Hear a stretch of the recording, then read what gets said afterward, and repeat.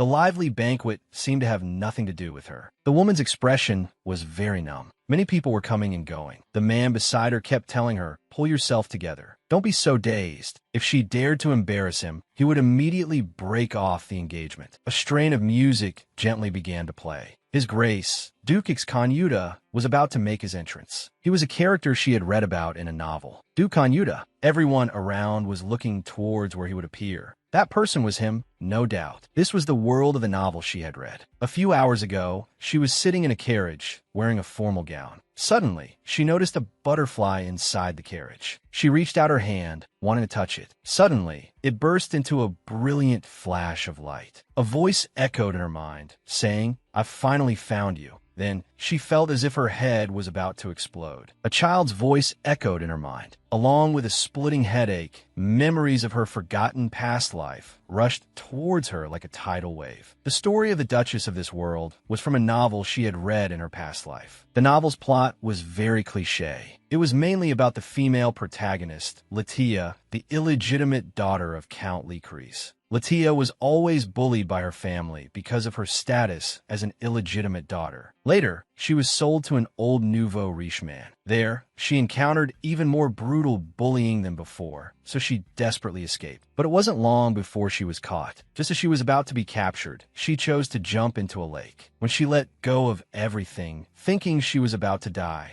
Latia traveled back to the past. After that, she found Duke Kanyuda and proposed a contract marriage to him. The two then gradually fell in love. That was the entire content of the novel. Duke Kanyuda, many noble ladies adored him. He was even tormented by a detestable stalker, and she had transmigrated into that minor female supporting character from the Yerikairan family. The man in front of her looked at her dazed appearance and couldn't help but question her. But she ignored him. She was thinking that Latia would propose a contract marriage to Duke Kanyuda on the last day of the New Year's banquet. And today was the first day of the New Year's banquet. The banquet was filled with noisy conversations. "I'm going to talk to the people over there. Mayeli, you just wait here obediently for me." Watching his retreating back, the female lead was very displeased. Who did he think he was, ordering her around? Afterward, she went out to the corridor. Only when she was alone did she breathe a sigh of relief. Why did she die in her past life? The female lead's thoughts were now in a mess. Suddenly, the door behind her opened. Someone walked in. The female lead didn't even notice. Sensing the movement, the female lead turned her head to see who it was. The man stammered, saying he thought no one was there. Crown Prince Magnolia. She remembered that in the original novel, he was a very careful and cautious person. That's right, his eyes. They were an inheritance that only a very few members of the imperial family possessed. The story goes that the first emperor and the first duke worked together to appease the wrath of the gods, bringing peace back to the empire. This is the founding myth known to all the people of the empire, but hidden within it is a secret. That is, the imperial family members who inherited this trait. They can read the emotions of others. He uses his bangs to cover his eyes. It must be to... His expression changed. He asked the female lead how she knew who he was. Looking at his eyes, the female lead said of course she recognized him. How could a noble not recognize the crown prince? The stunning eyes are a symbol of the imperial family. Although the nobles all know about this, most of them choose to ignore it, especially those families belonging to the noble faction. Nowadays, the imperial authority has weakened. The status of the imperial family has long since hit rock bottom. He is equivalent to the leader of the emperor's faction. He must have suffered being ignored and endured loneliness since he was a child. She had to be careful. The crown prince could read people's emotions. She couldn't have any negative feelings. After hearing what the female lead said, he replied, "That's true. But it's been a long time since anyone has apologized to me." He smiled and said he was just afraid he had mistaken her for someone else, and even asked her name. The female lead was stunned by his smile. He even had dimples when he smiled, but she immediately felt that something was not right. There was a strong sense of incongruity. He apologized to the female lead and left. "I won't disturb you here." Watching his departing figure, she thought about how he hadn't stuttered for a part of his sentence. Although it was just for a moment, his gaze and tone just now were like he had become a different person. And the crown prince actually knew her name. The pay Mayeli earned from working at the palace was the only source of income for the house of Viscount Sillin. The house of Viscount Sillin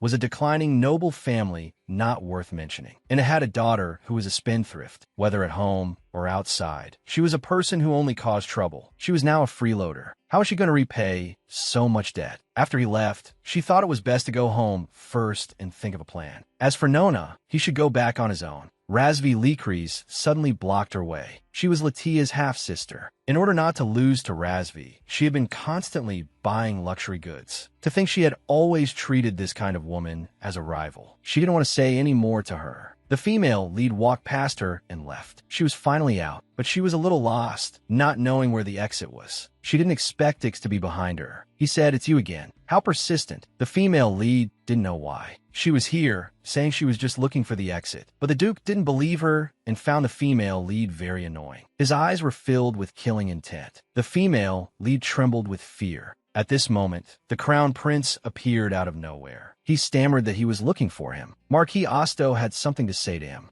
Marquis Osto was a central figure in the noble faction, while Duke Kanyuda was the central figure of the emperor's faction. They were sworn enemies. He told the crown prince to inform him that he had already gone home. Relaying such a message should have been a servant's job, but the crown prince foolishly agreed, saying okay. The female lead thought he was so silly, and the duke was still glaring at her fiercely. Why was he staring at her? It was as if he wanted to kill her. Backing away continuously, she came to the crown prince's side. He took the opportunity to put an arm around her shoulder. With the crown prince present, he probably wouldn't dare to act rashly. Only after watching him leave first did the female lead breathe a sigh of relief. She was just about to thank him, but her stomach rumbled first. This was so embarrassing. The crown prince smiled and said, "You're a very interesting person." He told the female lead to accept this candy to express his apology for his rudeness earlier. This was his apology, a caramel candy. She was about to thank him when she found that the person was gone. He was different from the crown prince in the novel. He wasn't as timid as he appeared on the surface. The female lead didn't know why he was hiding his true self, but this candy was delicious. The next day, just as the female lead woke up, Nona burst into her room. He immediately started accusing the female lead of leaving the banquet early. Hearing him yelling and screaming, the female lead said, "Let's break off our engagement." Hearing these words, he found it incredible. Without him, she would probably die old and alone. But the female lead said that was just fine. She didn't want to look at his sour face. Who knew that upon hearing her say this, he would raise his hand to hit her. The descending hand was blocked. A man asked, "What are you trying to do?" It was Lindell. "Even if you're my sister's fiancé, you must not cross the line." Seeing this, he left after saying, "Just you wait." Lindell looked at her helplessly. What trouble did she cause this time? Her fiancé even came to the door. The memories of yesterday flashed by. She clearly hadn't done anything. But speaking of which, shouldn't he be at the academy? He stared at her for a moment, then turned and left, feeling there was nothing to say to her. She really hated him. Lindell was an aspirant in the Imperial Knights, while his sister was a master swordsman. Duke Canute's stalker. How could he like a sister like that? And how could she change all of this? In the distance, Latia was thinking about how to get out. Outside the door was the water and food thrown to her. Latia called the guard and persuaded him to let her go. At night, she wanted to run even farther. She used holy water as an exchange. It could be sold for a lot of money on the market, worth much more than the pay of a mercenary. Just like that, the cell was opened. While running, she tripped and fell. But she had finally reached the house of Duke Kanyuda, who possessed great power. And she knew his weakness. She had to see him. She stayed at an inn where the old lady was very kind. She asked for a few empty bottles. If she wanted to see Duke Kanyuda, she had to attend the New Year's banquet. So she would use the money from selling the holy water to buy a gown and an invitation. At this time, the female lead received a bill from the bank. It was for the money she borrowed to attend this year's banquet. With an unchanged expression, she dismissed the maid. Looking at the number of zeros on it, she couldn't help but break out in a cold sweat. In that case, she had to work hard to earn money. She wasn't born with a silver spoon in her mouth. Did she really think the family could afford that much money? She was insane. Although the money was real, her major was horticulture, but she had never done related work. She also lacked the connections and knowledge needed to be a tutor. As for her reputation in high society, it was not worth mentioning. The only thing she had was a sturdy body. She didn't even have a single plain dress. And that dress was from the day she first met that person, Duke Kanyuda. But as one could imagine, he had never looked at her with a gentle gaze. She had to get rid of this dress. Every time she saw it, she would think of his Grace the Duke. The female lead asked Roni to lend her a dress and gave her the dress in her hands. Now, she had to go to the village. On foot, she disguised herself as a commoner. She didn't know if she could find a job like this, but knew she would run into someone on the road.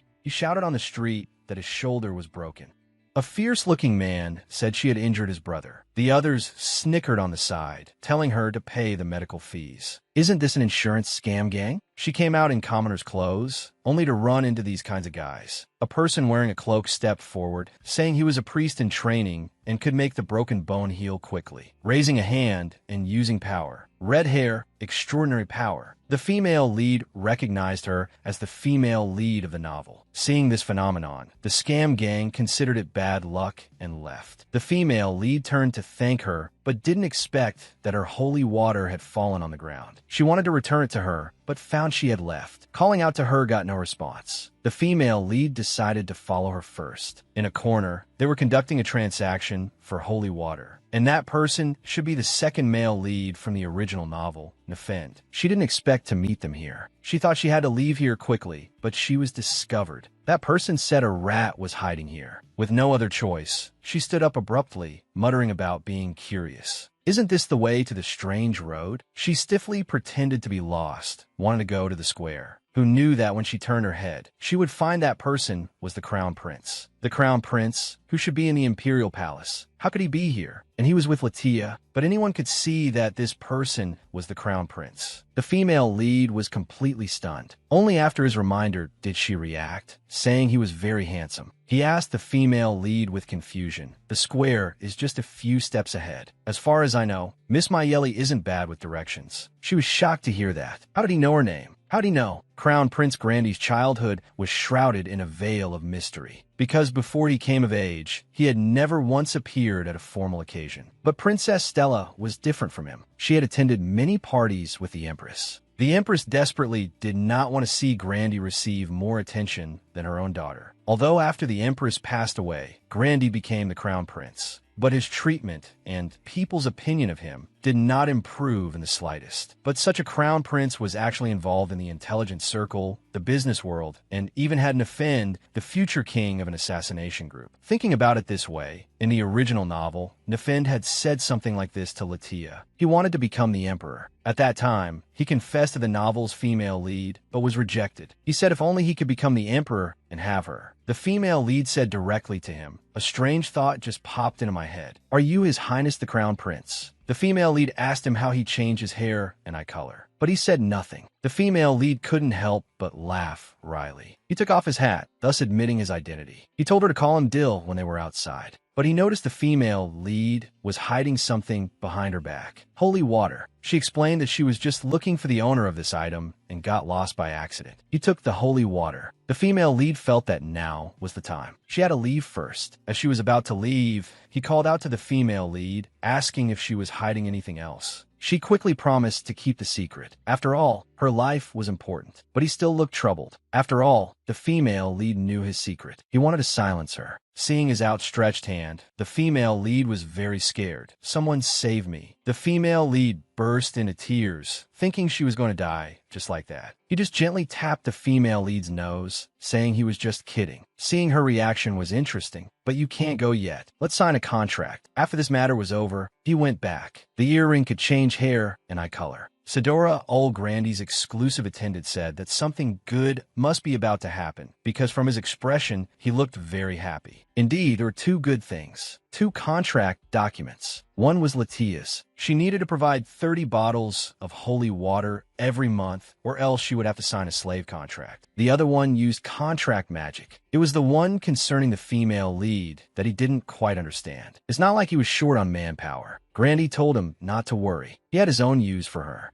On the first day of the New Year's banquet, he hated such occasions, because the people around him were full of malicious ridicule towards him. But that woman, in her straightforward gaze, there was no trace of any negative emotion. She was very different from the rumors. He suspected she was acting, so he followed her from the shadows. Contrary to the intelligence that she was chasing after Duke Kanyuda, she was filled with fear for the Duke. So at that moment, he stepped in to help her. When he put his arm around her as she backed away, he clearly heard the Duke's thoughts. You should know, before this, he could only sense emotions. When he was in contact with her, he clearly felt his ability grow stronger. He didn't know the reason why, but that wasn't important. He was going to lock her firmly in the palm of his hand. The female lead left with heavy steps. After the confidentiality contract was signed, the magic would activate immediately. The principle of a magic contract is that both parties must have an equivalent collateral. He had bet his own heart, but her involvement in this matter was purely accidental, so he added a few clauses that he could pay her a reward. The contract was established. If she didn't want her heart to be torn to pieces, she would have to act carefully. Her heart should be fine, right? The next day, the female lead received a letter. Dill was actually making her enter the palace as a lady-in-waiting. She knew it. How about he give her 5 gold coins a month for free? But he couldn't just make her become a lady-in-waiting tomorrow. This is too much. The female lead came out to eat and found that Lindell was not there. She heard that because of his good grades, he was selected for the Imperial Knights and would be staying at the palace. So he had graduated at that time. The female lead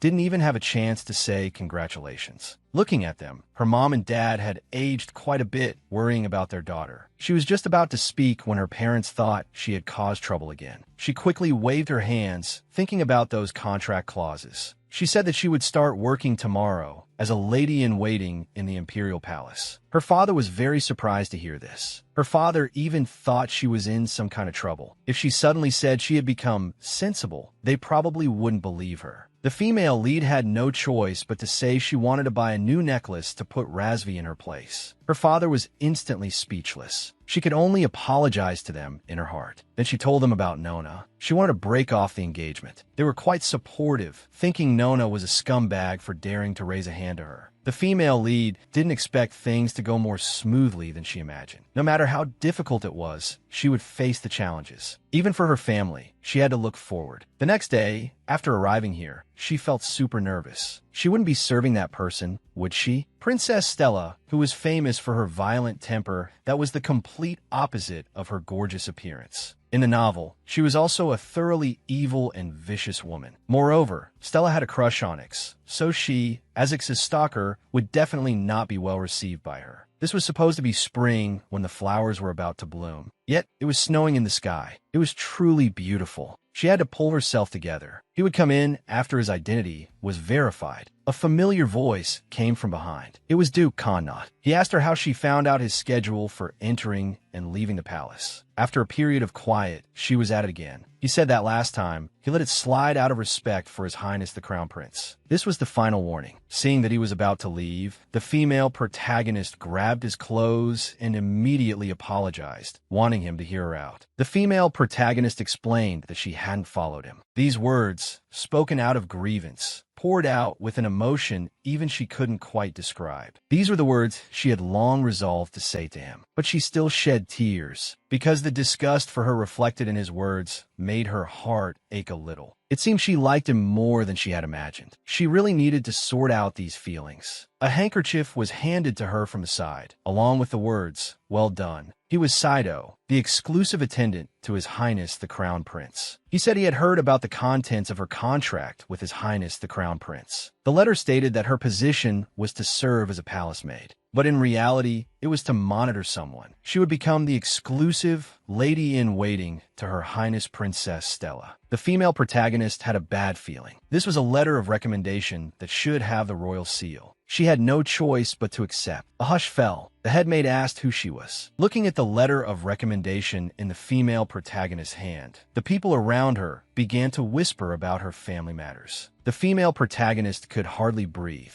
She called over Erica. The protagonist would be living next door to her. From now on, she would be responsible for teaching her and keeping her out of trouble. The female protagonist greeted her in a friendly manner, but she just stared at the protagonist with a cold expression. This would be her room from now on. It seemed even better than her own room. After getting ready, she felt something was missing. It was the exclusive ribbon. She actually didn't give her one. After going out, she found that there was no one in the hallway. She didn't even know which way to go. A voice came from nearby, asking her why she wasn't working. It was the Crown Prince. His hair seemed to have grown a bit longer. The female protagonist explained that she hadn't met the princess yet. He saw that the female protagonist's face was as red as a tomato. He offered to cool it down for her. Meanwhile, the female protagonist thought to herself, he actually came to monitor her so early in the morning. This employer is truly unscrupulous. And why did he keep pinching her face? Was he a pervert? Also, Dill sounded like his nickname. Wasn't he afraid of being recognized? She was surprised to hear that no one in the palace knew this was his nickname. The female protagonist felt a pang of sympathy for him. She felt that if she didn't call him by his nickname, he would surely feel very sad. But he just said nonchalantly that it didn't matter because Miss Marley would call him that from now on. He took off his own hair tie and tied it on the female protagonist's wrist, telling her to keep it up and not to slap her own face anymore. She was just worrying about not having a ribbon. Dill left with a smile. It was like when she saw it snowing. Her originally messy feelings started to clear up a bit. She didn't know when the snow had stopped, but she had to keep trying. Greetings, Your Highness Princess Stella. Stella had already heard about it from Erica. Even though it was a letter of recommendation she had obtained with great difficulty, having her as her lady-in-waiting was truly lowering her own status. She shouldn't even dream of becoming her exclusive lady-in-waiting. And for the next 2 days, she shouldn't wander around at the tea party. The princess told her to get out. A light laugh escaped her lips. After all, people should know their place. They began to talk about the current banquet, which Lord Duchesses was attending. The female protagonist, who was about to leave, stopped in her tracks, shocked. It should be on his way to the north with Latia right now. Looking at the female protagonist's back, Erica whispered something to the princess. The princess shot her a look, so she was Ix's stalker. The female protagonist wanted to explain, but was directly cut off by the princess. The princess walked right up and slapped her across the face. The princess's eyes were full of menace. How dare she even mention Duke Ix's name? She should take a look at what kind of trash she is. There were always people trying to get close to Ix. On the last day of the New Year's banquet, the illegitimate daughter of the Chris family also approached him. She claimed to know Duke Ix's weakness, and that the only way was for the Duke to marry her. But the Duke refused. But in the novel, on the last day of the New Year's banquet, Latia and Ix had a conversation in the quiet rear garden. But after listening to her words, he accepted her proposal. Afterwards, they entered a contract marriage. They headed to the north. Something must have gone wrong with their meeting. The princess saw her still standing there dumbfounded and told her to get lost. The female protagonist walked out, still thinking about Latia. The deal was unsuccessful. She didn't know what happened to her afterwards. A maid walked over, interrupting her thoughts, and asked if she was all right. Looking at the female protagonist's clenched fist, she didn't say anything more. She just told her to follow her. The two of them walked down the hallway. The female protagonist glanced at her, wanting to ask for her name. When the girl noticed her gaze and looked at her, she lost the courage to ask. She told the female protagonist to just do as the head maid instructed. After dinner time was free time. She pointed out that the female protagonist's face was all swollen. She said the work wasn't difficult and believed she would get used to it quickly. Then the head maid called her away to work. At night,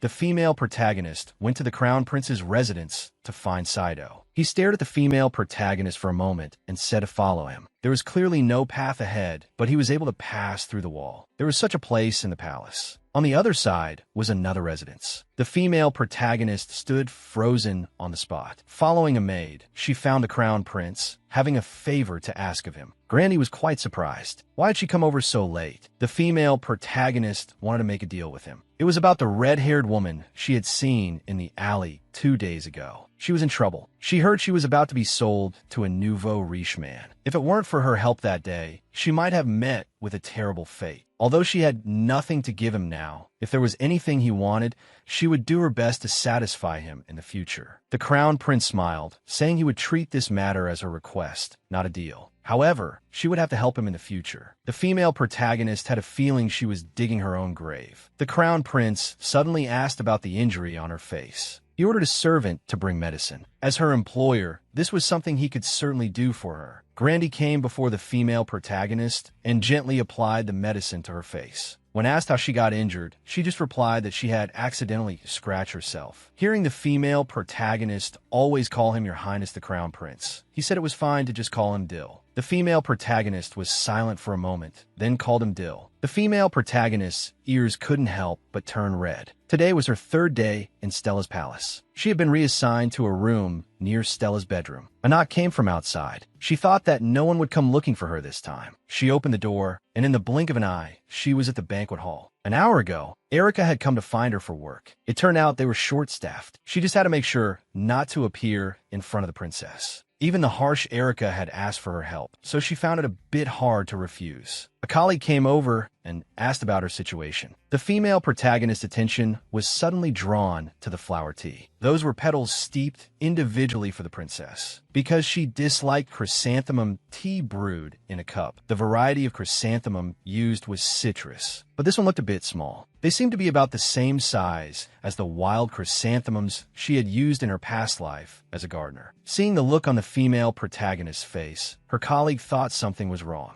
She wanted to brew a cup to taste it herself. The flavor wasn't fragrant, but slightly bitter. Her Highness the Princess hated this kind of food. Her colleague became a little anxious. It was too late to replace the petals. She had read in a book about a type of medicinal chrysanthemum that resembled the tea variety. Hearing this, her colleague planned to go get all varieties of chrysanthemum, and they realized that to find the medicinal chrysanthemum, they would have to taste them one by one. The female protagonist was very anxious. There had to be a tea variety chrysanthemum among them. Luckily, she finally found it. This one was slightly sweet. Just as the two were celebrating, the head maid appeared, demanding to know what was going on. After understanding the situation, she said it was good that it was resolved. However, after a detailed investigation into the matter, the relevant personnel would have to take responsibility. She mentioned the female protagonist. Didn't Her Highness the Princess tell her to be on standby? Her colleague stepped forward and said that she had asked the protagonist for help because Binka had injured her ankle, so they were short-staffed. After hearing this, the head maid decided to look into the matter after everything was over. For now, thanks to Miss Daphne, they were able to avoid any trouble. People came and went at the banquet. A noble lady spoke sarcastically to the person in front of her. She actually attended the banquet without a custom-made gown. Hearing this, Stella trembled with anger. The atmosphere of the banquet instantly dropped to freezing point. Lisi and Osto belatedly changed the subject, speaking to his younger sister. Alice Osto said that she was looking forward to this chrysanthemum tea. At this moment, Ix arrived, but meeting him now would be awkward. By the time he turned to look at her, she had already turned and left. She thought she had successfully escaped, but Ix appeared behind her. He said he had a question for her. He grabbed the female protagonist's hand and asked if she had divine power. The female protagonist was shocked and said she didn't. At this moment, a person walked over from a distance, saying he had come to find her. Ix was displeased, but he said that Her Highness the Princess's palace was short-staffed, so it would be difficult if Miss Meyerly wasn't there. The female protagonist was a bit shocked. It was His Highness the Crown Prince. He was actually disguised as an attendant and speaking to the Duke. He had no choice but to say he would come find her after the tea party was over. The female protagonist was grateful to him for getting her out of the situation. Dill said he had something to tell her. The female protagonist's expression changed. It seemed it wasn't good news. He had made arrangements for her. They had to go to a place immediately. They would talk in detail in the carriage. They were now heading to the temple. His benefactor was getting married today. Normally, people wouldn't marry a concubine. He might be doing this intentionally, and their purpose in going was to rescue his benefactor from her predicament, to ruin Miss Latia's wedding. Ix had been having nightmares. It was an endless darkness. He was born amidst everyone's blessings and expectations. His special ability was even stronger than that of the first Duke. Therefore, his father, Duke Connaught, firmly believed that he would make their family even stronger. As a child, he never thought his ability would be so dangerous, because for him, the ability was something he was born with. It was like breathing a constant companion. That's why he didn't know back then that his ability was losing control without him realizing it. On the day his ability went out of control for the first time, his mother died under its monstrously powerful force. From that day on, he began to have nightmares. Although his ability grew stronger as he grew up, to control his ability as much as possible, he forcibly suppressed his own emotions. But the nightmares continued to eat away at his nerves. He had originally wanted to just die like this until that day. While treating an injury from a battle with a monster, he discovered that after divine power was injected into his body, his rampant ability actually calmed down. But the effect didn't last long. However, in that instant, the ability had subsided. He wanted to confirm something. He found that the ability had subsided again. Although because of that rude attendant, he couldn't continue to confirm it. But he had basically confirmed that she could help him. But if he had that woman, could he escape from this dream that had been tormenting him all this time? Over here, the female protagonist was still wondering if it was really okay to do this. What if they both got taken away? What to do? He said it was fine. Just walk righteously through the main gate and take the bride away. He told the female protagonist to go, while he had to hide his identity and couldn't show his face. He actually told the female protagonist to go in and shout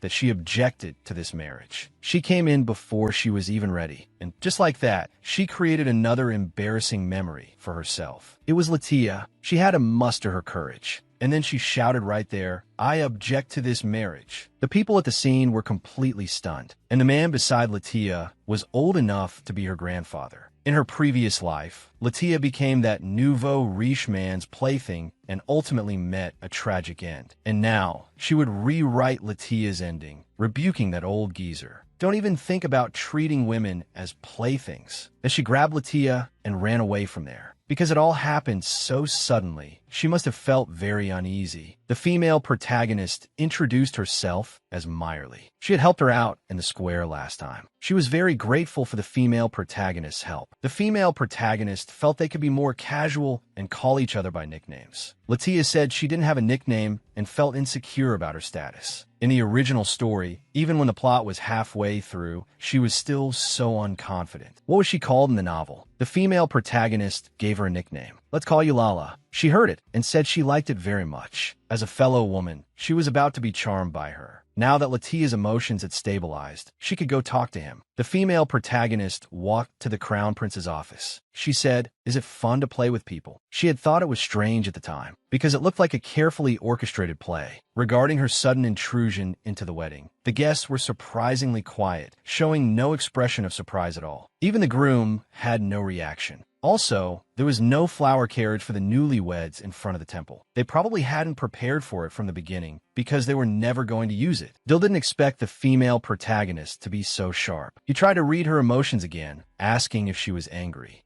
But this time, the female protagonist wouldn't stand for it, because he had actually made a fool of her. Dill was stunned, and said in a small voice that he thought she would like it. He didn't expect her to dislike it. The female protagonist was also very confused. She thought he was toying with her, but now he was sincerely apologizing to her. For the things he wants, he will use any means to get them. If anyone gets in his way, he will silence them without mercy. And this was a world full of schemes and power plays, so he wouldn't tell her everything. The female protagonist wouldn't mind too much, as long as he didn't make her do that kind of thing. From now on, he just had to be honest. He agreed. The female protagonist asked about the promise he mentioned. It was to not run away from his side. The female protagonist felt a bit embarrassed hearing such words. To make her promise not to run away from his side. Did this mean the contract could absolutely not be broken? But how long was he going to hold her hand? He smiled and begged for the female protagonist's forgiveness. Who could resist his smile? However, the female protagonist had one more thing to ask him. What happened on the last day of the New Year's banquet? After coming out, she finally understood. So that's why the story's direction changed. Latia's contract marriage was ruined. She didn't expect the variable in all this to be Razvi. He actually messed up the directing part of the original work. He discovered their conversation, and extreme jealousy twisted his features. He rushed forward and accused Latia of being a liar. Originally, on that day, he was supposed to have argued with him and not gone to the rear garden. Since things had deviated from the set track from their very first meeting, did that mean the contents of the book were now void? From the very beginning, this place wasn't completely identical to the content in the novel. Just like how Nefender and Grandy are the same person. Even if the development is different, some things won't change. For example, the whereabouts of the missing divine object and the disaster they'll be faced in 1 year. The headmaid called out to her, saying she knew about the newcomer. It was Latia. She told her to be responsible for teaching her. She's actually making me, who's only been here for 4 days, teach someone else. Strange. Why is Her Highness the Princess's palace always so short-staffed? At this moment, a strong wind suddenly blew. It was a magic circle. Akal Shakaran. He was the master of the magic tower who had reached the level of archmage at a young age, and also the last male supporting lead in the original novel. He was like a self-sacrificing tree, treating Latia with infinite gentleness. He had sensed the fluctuation of a contract magic and came looking for it. He came up and asked the female protagonist if she had signed a contract with an offender. And this person kept asking the female protagonist questions. She didn't even know how to reply. He mentioned offender. Did the two of them already know each other? He apologized to the female protagonist for his abruptness, then continued to ask her about the contract. But of course, the female protagonist wouldn't answer him, because speaking of it would mean her heart would explode. Seeing that the female protagonist wasn't answering, he could only play a little joke on her. It might get a little hot. At this moment, a figure blocked her way, saying that magic was forbidden in the palace. As a royal knight, he ordered him to stop. It was Rendell. He saw it was his sister and thought she had caused trouble again. Just as Akal was about to explain that he hadn't done anything, a dagger grazed past him from a distance. Who threw the dagger? He hadn't sensed the other person's presence at all. Akal spun the dagger and muttered to himself, "Is he angry?" The female protagonist suspected that Dill was watching the situation from somewhere. He felt it was a pity that he didn't get the answer he wanted, but now he had to leave. He said, "See you next time." The female protagonist felt that neither the male lead nor the supporting male leads were normal. Only her own younger brother was the most normal one. He was quite surprised that his sister was a maid. He was appointed as Her Highness the Princess's future guardian knight. But didn't he want to join the Helly's Knights? He told the female protagonist to mind her own business. His dream was to enter the Helly's Knights, which belongs only to the Emperor. Then he would revive his family's honor. Being a royal guardian knight is also a glorious position, but to him, it was no different from exile. People exiled here could never hope for a promotion, let alone to make a name for themselves. Thinking about it, she hadn't even thanked Lendil today. The female protagonist began to inquire about the princess's guardian knight. That position had been vacant for a while. Her Highness the Princess had never had a guardian knight. Moreover, the princess's palace was understaffed, with only maids by her side. This was due to both political reasons and Her Highness's own reasons. Since her maternal relatives are in the distant kingdom of Jinberia, Her Highness the Princess has no faction supporting her here. When Her Highness the Princess was little, Her Majesty the Empress was still alive, so it wasn't a major issue back then. The Empress, with her outstanding political skills, had controlled the social circles. When she held great power by allying with the noble faction, it was the golden age of Stella's life. But when Her Majesty the Empress passed away while giving birth to the second princess, the noble faction turned their backs on her. She has no real power. Not a single person is on her side. That's why people treated Stella that way at the tea party. Her Highness the Princess has incredibly strong pride, so she lives a life of extravagant luxury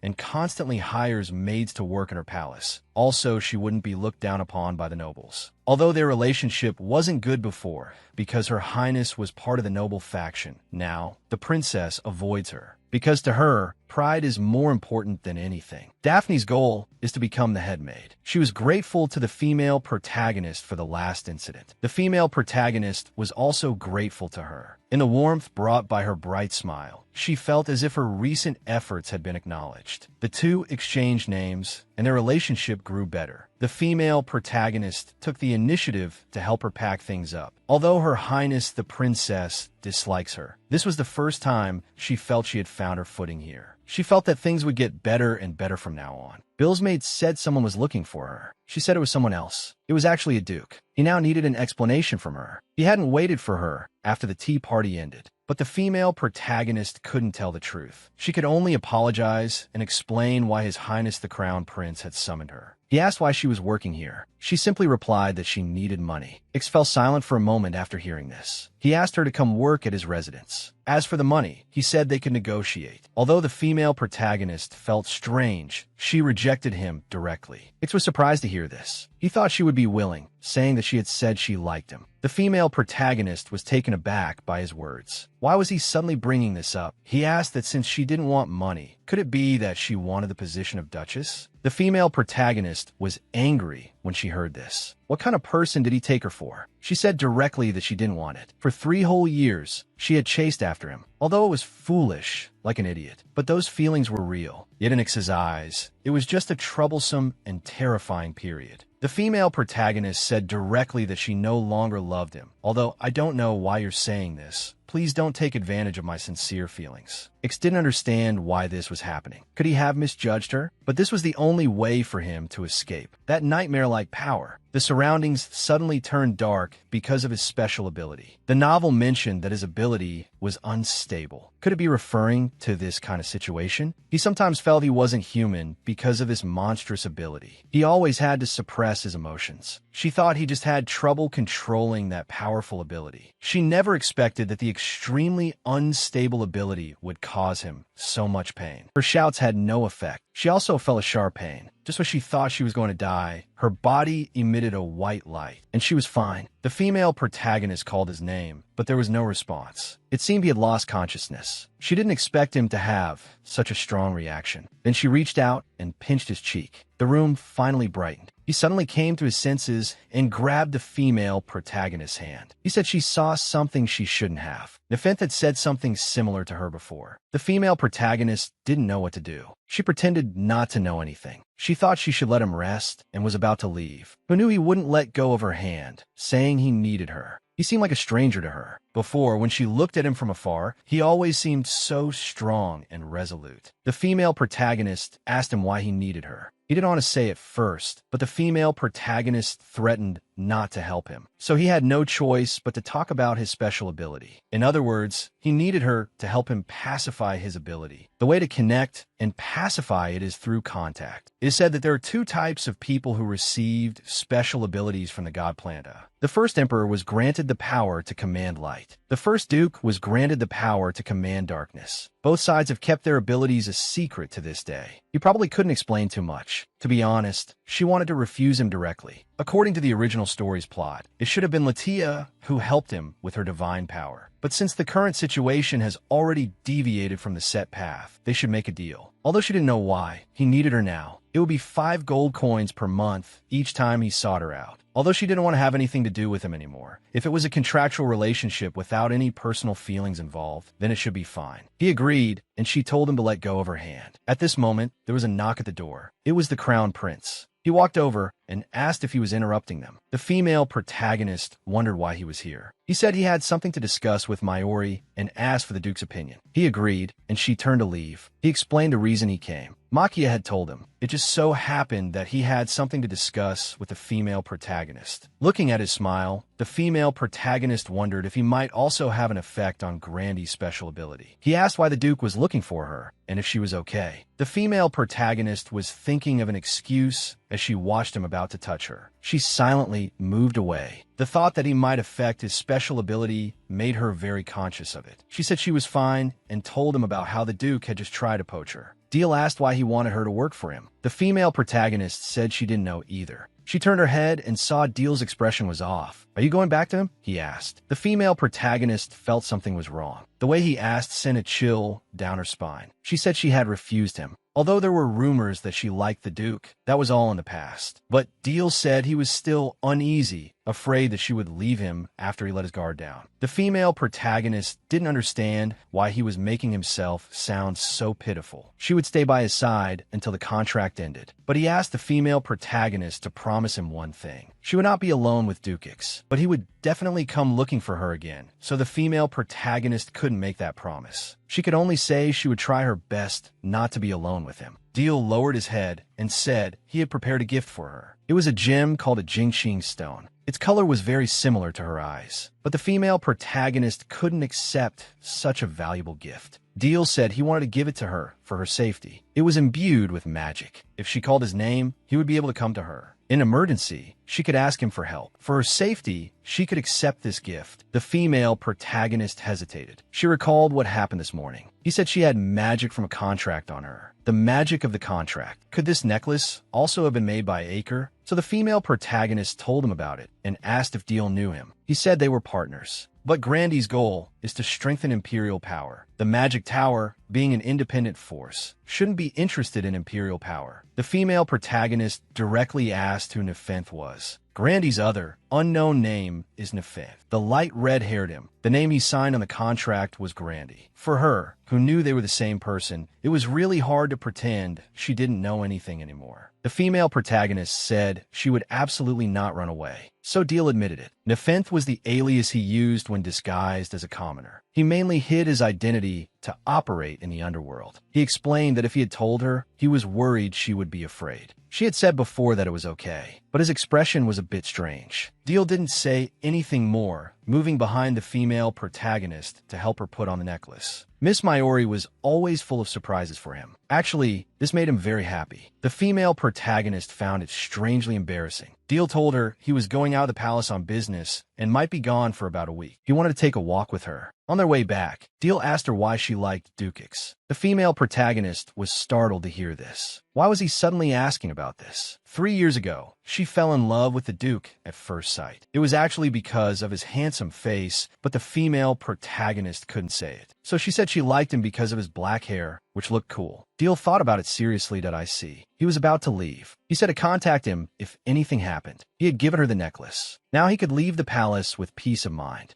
Acre, who was beside him, asked why he was back so late. He had been waiting for him. The information he worked so hard to get. This was a good chance to find that thing. The lost relic of the Magnoria Empire. Night fell. The female protagonist felt that today had been a truly chaotic day. Latia should still be waiting for her. Maybe Daphne hasn't had dinner yet either. They could eat together then. Suddenly, she stopped in her tracks. Why was Eric at the door? She said the princess had summoned her. The female protagonist knew this couldn't be good. On the way, she ran into her younger brother. He also looked at her with a worried expression. The princess was angry to see her. You're so late. The black tea has gone cold. She heard the Duke had come to see her. The female protagonist thought, I'm done for. She didn't expect the news to reach Stella's ears so quickly. She told the female protagonist to speak. Why did Dukex come to see her? The female protagonist didn't know what to say to avoid angering Stella. Then she said that at the last tea party, he had caught her as she was about to return to the palace. The female protagonist decided to mix truth with lies. The princess told her to continue.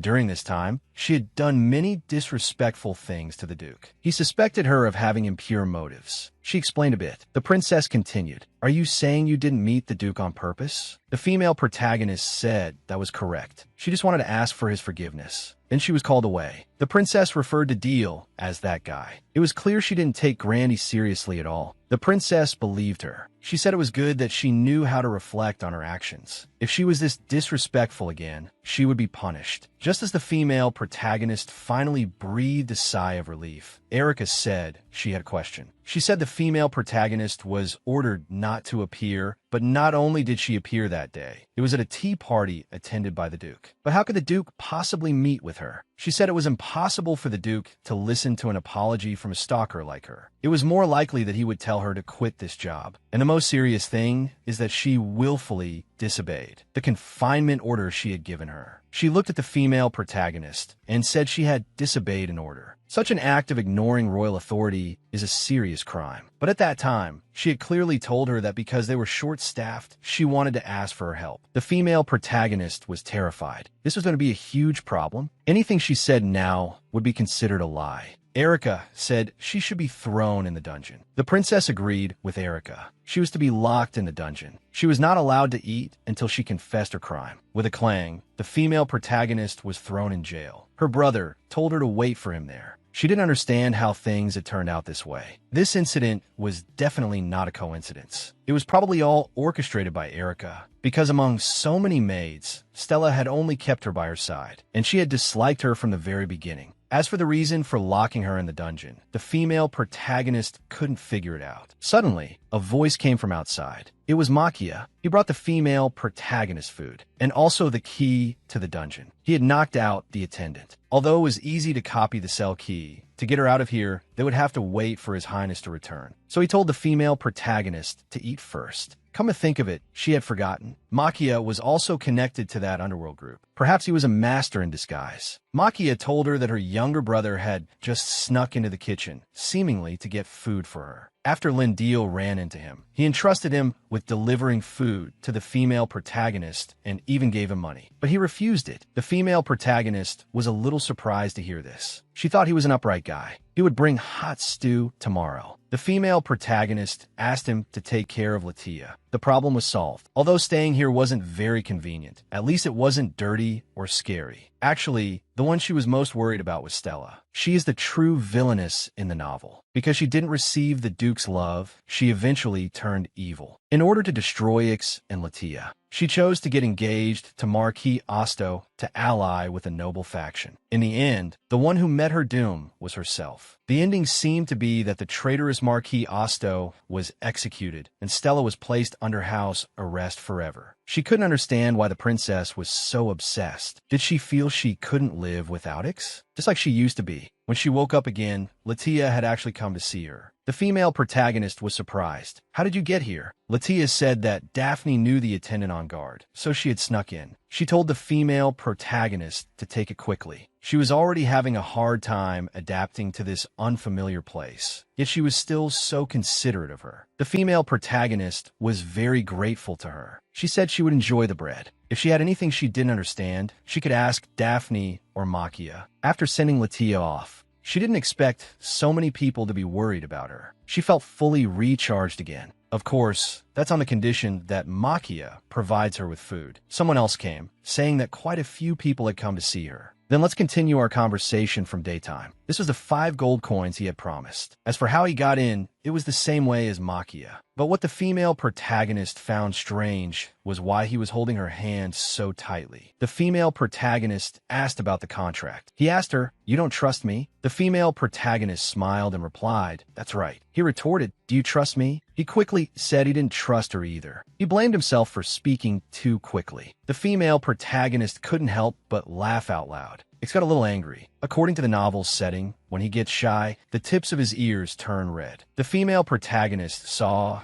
that it was exactly as described in the novel. The female protagonist brazenly asked him for compensation because it was his fault she was imprisoned this time, which led to a series of bad things. He said he understood after hearing her. He would bring the contract and the compensation fee next time. He also apologized to the female protagonist. Although things were still awkward between them, their relationship was no longer as cold as before. It had eased up a bit, but this was all because his special ability was affecting him. Could she only pacify Ix's ability, or did she also have an effect on Grandy's ability? It seemed she needed to confirm this. The female protagonist wanted to pull her hand back, but the Duke wanted to wait a little longer, so she couldn't refuse. The Duke didn't know much about his own ability, so he didn't know how many times he could come in a month. And speaking of which, this was the first time she had seen the Duke's face from this close. The description of his appearance in the novel was something like, his face was like a work of art created by the gods. The ladies of high society also showered his looks with praise. Ix's eyes were more beautiful than any ruby. The Duke suddenly looked up. The female protagonist suddenly felt a little shy. Why did he suddenly look at her? It seemed to have calmed down, suddenly making eye contact with him. The female protagonist was really startled. He said he would come see her next time, and then he left. The female protagonist watched his retreating back. She told him he must not forget to disguise himself, or she would get scolded again. And he had to disguise himself so well that no one would recognize him. Several days passed. She had gained some weight. She wondered what delicious food Makia would bring today. Who knew that it would be Erica who came? She even brought food. She wanted to make a deal with the female protagonist. If she told her what she wanted to know, she would give her food and also ask Her Highness the Princess to let her out. But it was just some pitifully meager food. The female protagonist asked her what she wanted to know. She said she wanted to know her conversation with the Duke, and she would keep it a secret from the princess. The female protagonist told her to go ask the Duke directly because she was telling the truth. Erica said she still hadn't grasped her situation.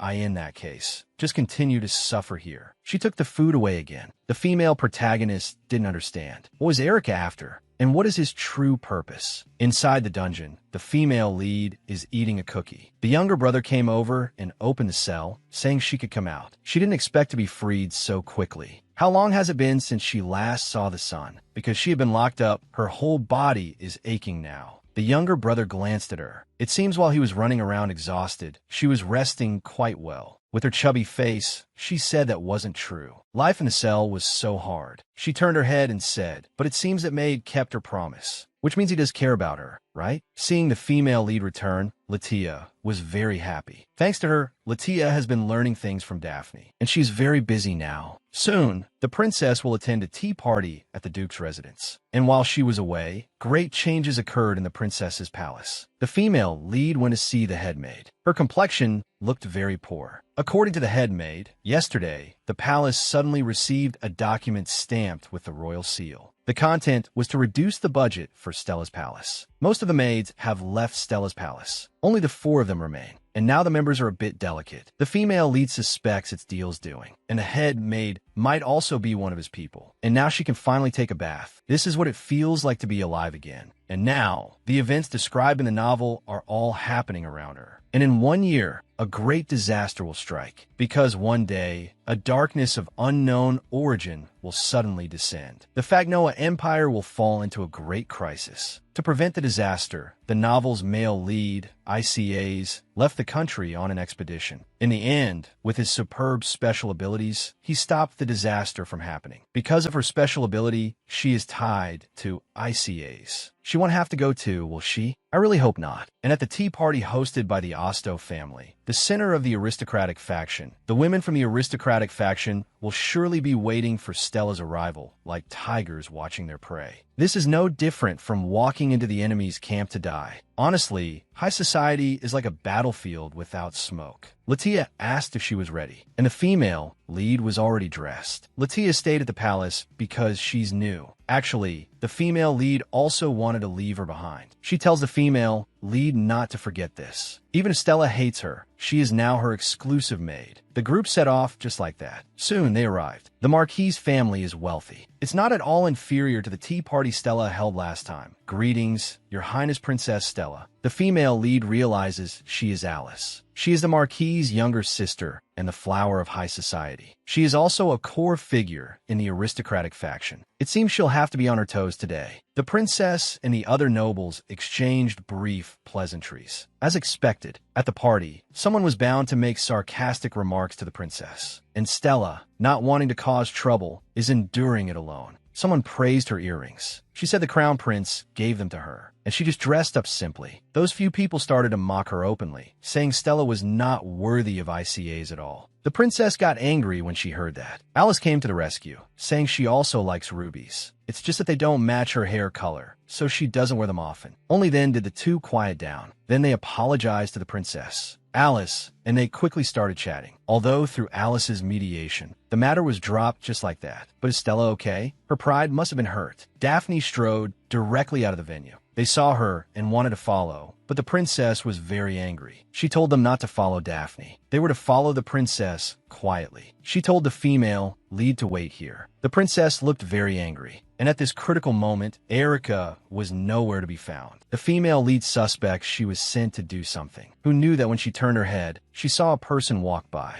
It was Marquis Osto. He wanted to talk to the female lead. He is the central figure of the aristocratic faction and the one who led the Marquis family into its golden age of development. After inheriting the title, all the businesses he started were hugely successful, and with his outstanding political skills, he leads the aristocratic faction. But in the end, due to his insatiable greed, he personally ruined his family's future. He must have been making preparations in secret all this time. Preparations for a rebellion. And he wants to talk to the female lead to find out what she and Duke Cornuta talked about. On the day of the princess's tea party, he heard that she grabbed his hand at the time. The female lead knew he had ulterior motives, because ICAs would interfere with his rebellion plan. And he even knows what's happening inside the princess's palace. It seems there's a mole there. He made a generous offer. He could give the female lead money, or he could let her work for him. But no matter what suggestion he made, it was useless. The female lead would not agree to it, because she has signed a contract. He was silent for a moment, respected the female lead's decision, and intended to go find the princess. Watching his departing back, she was filled with worry. You have to know, the two of them were engaged before. Although the plot has changed now, and they are not married yet, she still feels very uneasy. In the distance, the two were having a dispute. The princess raised her hand to slap Daphne. The female lead ran over and stood in front of her. She had rushed over subconsciously. The princess broke down at once. She not only defied her orders, but also meddled in her affairs. The princess threatened them, saying she is royalty. Once she marries Duke ICAs, no one will dare to ignore her again. Only then did the female lead understand. It turns out the princess doesn't like the Duke. She just wants others to not be able to ignore her, and marriage is just a means to an end. Thinking about all the things Stella had done to her until now, she was filled with anger, but it seemed she saw another side of her. Although her status is noble, there is no one around who truly loves her. Not knowing how to build good relationships at all, she eventually became this person who, on the surface, lives a glamorous life but is actually tormented by a sense of inferiority. A child with a twisted personality. The female lead apologized to her, saying that although they disobeyed her orders, they came because they were genuinely worried about her. If the princess doesn't believe it, she could try to find someone who is genuinely worried about her. Maybe talking to a family member would be a good idea. As she was recalling Stella's ending in the novel, she suddenly remembered someone. When the failed rebel Stella was about to be executed, he was the only one who cried for Stella. Because the Empress died while giving birth to her, Stella has a love-hate relationship with this younger sister. She is the second, Princess Liliana Magnoa. The princess calmed down.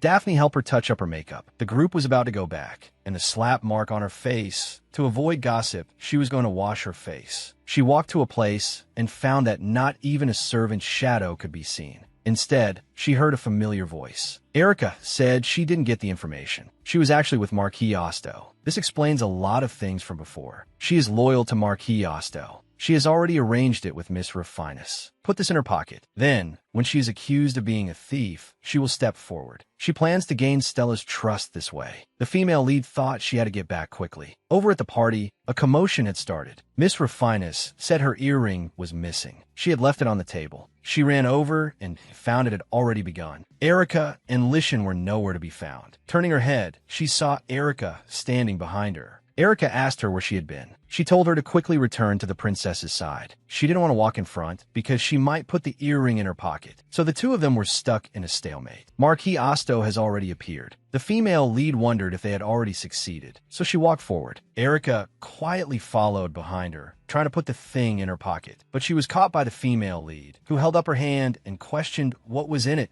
It's not the earring, is it? Erica pulled her hand back and told her to stop talking nonsense. The female lead pressed on, asking what was in her hand, that let's have everyone confirm it. Sure enough, she was exposed. Marquis Osto did not expect this situation. Marquis Osto questioned her about why she took the earring. Erica's eyes darted, thinking of a way. She pointed at the female lead and said, "Just now, it was Miss Meyer who was holding it." The female lead was shocked to hear this. Even in this situation, she could still frame her. The Marquis told them to speak one by one. Erica said she had been following the female lead and saw her drop the earring. She just picked it up from the ground. She was framed. Her acting is so good, she could perform at the opera. But she can't just be saddled with a baseless accusation. The female lead also started to act, saying she had been by the princess's side the whole time and had just been adjusting her clothes. The princess was suddenly at the center of controversy in the crowd. After all, both of them are her mates. The Marquis asked her what the princess had ordered her to do. She said it was to find out what rumors and trends were currently in high society. The crowd started murmuring. Erica said she was just carrying out this order, but the implication was too obvious. It was mocking the princess for not knowing. She wondered if she was okay. Even Erica, whom she had always trusted, betrayed her. Her mother said she was noble. She must never forget that. But now that voice is getting fainter and fainter. Is she really a noble royal now? She just begs them to stop talking. Leave me alone. The female lead felt she was being too cruel. Suddenly, there was a crisp slapping sound. The female lead had struck her directly. She was slapped and fell to the ground. The Marquis was shocked. "What are you doing?" "Her Highness the Princess is still here, and you hit someone." She was just so angry. She didn't expect to resort to violence. She apologized verbally. She just saw a bug on Erica's face. The princess stepped in and said she saw it too.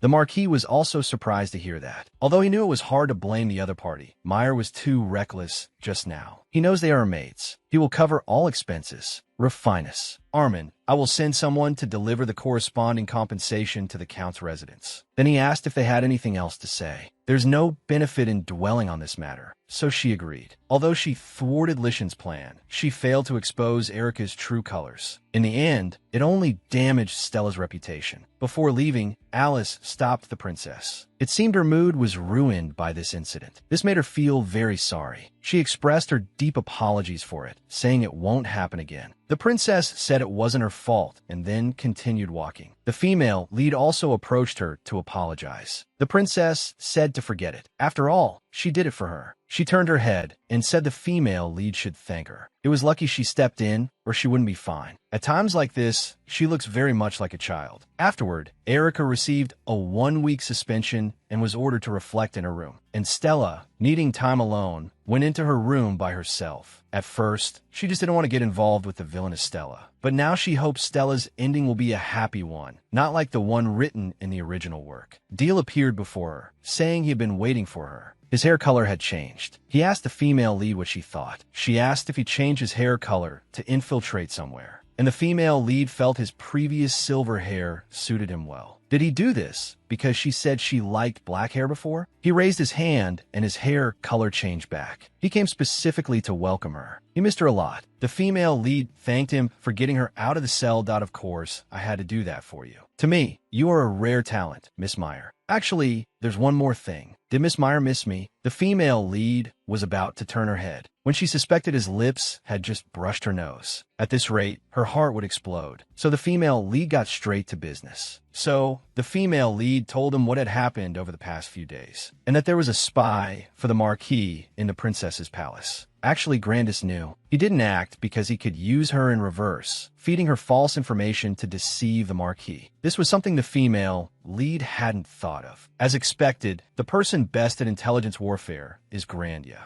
Regarding Marquis Osto's rebellion plot, Grandis knew everything clearly, yet he let it be. He plans to use this to eliminate the eyesore forces. In the novel, Stella foolishly got involved in it. Could that also be part of Grandis's plan? Why is he monitoring Her Highness the Princess? Grandis asked her why she wanted to know this. Although at first glance he seemed to be smiling as usual, his expression was actually cold, showing no trace of emotion. Because her duty is to monitor Her Highness the Princess. After living under the same roof with her, she started wanting to know the reason for the surveillance. Actually, she hopes Her Highness the Princess can become happy. Although Stella hates her, seeing the princess gives her a feeling that they are very similar. Both her and her past self. They have always been seeking their own value from others. Perhaps because of this, she can't be indifferent to the princess. Grandis felt a teasing urge, saying the two of them are similar because they've both had a crush on the same person. Having such a similar experience makes them alike. Actually, he monitors Stella to prevent her from getting in his way before it happens. But the female lead feels she is influenced by her surroundings. If given the chance, she would still change in a positive direction. Grandis thinks the female lead is too kind-hearted, but as long as Stella doesn't get in his way, he won't touch her. In his flower room, everything is ready on his side. Lala, she just needs to put this away and it's done. Hopefully, this tea party can go smoothly. Because of Grandis's arrangement, Erica was sent to another part of the palace. Also, Latia was finally recognized as an exclusive maid. The princess came over to check the arrangements, looking slightly nervous, because facing unfamiliar family members makes her more flustered than facing strangers. This tea party was specially held by Stella to invite her younger sister, Liliana. Soon, Liliana arrived. She was very happy that her sister invited her. Meyer and the others saw her and thought she was so cute. The two exchanged a few simple, somewhat stiff pleasantries. When no one was talking, the atmosphere was a bit awkward. The two sat down, and the atmosphere was a bit strange. It felt like they had nothing to talk about. Lala reminded the female lead. Her Highness Princess Stella is looking this way with a desperate gaze. Stella was fidgeting. The female lead prompted her, compliment the dress. Only then did the two have a topic of conversation. Looking at it this way, for a dress worn by royalty, Liliana's dress style is too plain, and it seems she doesn't even have a guard. She looked at the flowers in the distance. They were marigolds. The female lead saw this and asked if she liked those flowers. She said yes. She thinks that bright yellow is very similar to her sister, very beautiful. Lala also thinks it suits Her Highness the Princess well. The language of this flower is happiness that will surely come. Stella snorted. Then she should feel honored to be like me. Her Highness the Princess is really honest. Liliana knew the meaning of the flower and liked it even more. She also wanted to use it to decorate her room. The female lead also knows a lot about other flowers. After getting Stella's permission, she began to speak. Then let's start with the flowers closest to us. In a blink of an eye, it was dark. Stella plans to hold another tea party next time, to invite her sister. Liliana couldn't help but cry. She was so happy that her sister treated her like a sister that I'm sorry, I can't help it. Stella's face showed some surprise and regret. Stella instructed her, as royalty, we cannot bow our heads easily. Only when we have truly done something wrong should we sincerely apologize. Lala went to see Liliana off. The female lead asked the princess if she was going back. She said, thank you. If you hadn't interfered back then, I probably would have avoided Liliana for the rest of my life. Every time she saw Liliana, she felt resentment. It was because of her birth that her mother died. She is extremely selfish and cowardly. Back then, she was happy that Liliana was a girl, because what her mother truly wanted was a son. She should have been born a boy. She had originally resolved not to be like her mother, who only had eyes for power, but she became just like her. The female lead said it's okay. To help her change, she will continue to interfere by her side. She is the princess's exclusive maid. After all, it's dark now, and Her Highness the Princess is asleep. It seems she was particularly exhausted. I hope he has a sweet and happy dream tonight. The heroine specially put flowers in his room early today. I wonder if his mood will improve a little. She has made a new decision. Her Highness the Princess has started learning new things. From now on, she will no longer rely on others. Instead, she will prove her own worth. Liliana is genuinely happy for her sister. She wants to be like her sister too. The heroine is a little dissatisfied with Stella. She always calls her sister Liliana, but the heroine has to call her Her Highness the Princess. Latia is also happy and wants to call the princess by her name. Unconsciously, she has become very cheerful. The princess will also use a nickname to call Latia. Latia says she has a guest. He says he is Mr. Alertes from the house of Viscount Quercus. The heroine just went down to see him. The man roughly grabbed her wrist. He pulled her forward, but the heroine is very strong. He couldn't even budge her, but the heroine had already recognized him as the Duke. To think he would disguise himself like this. The heroine is very worried. There's also someone who is always watching her. The necklace she wears cannot be taken off by anyone except Grandy. He smiles and explains that the irremovable necklace can prevent others from snatching it. Also, if she encounters danger, he can arrive in time. This is no different from hanging a bell on a cat's neck. The heroine pulls him to a secluded place. She still looks around uneasily. This time, they could just hold hands. He seems to have no talent for disguise at all. Although the hair color is good, those glasses and mustache are too conspicuous. For someone with a gorgeous appearance like the Duke, he should try to leave a mediocre impression instead. So he has to take off the strange mustache and eyebrows first, then let his hair down like this.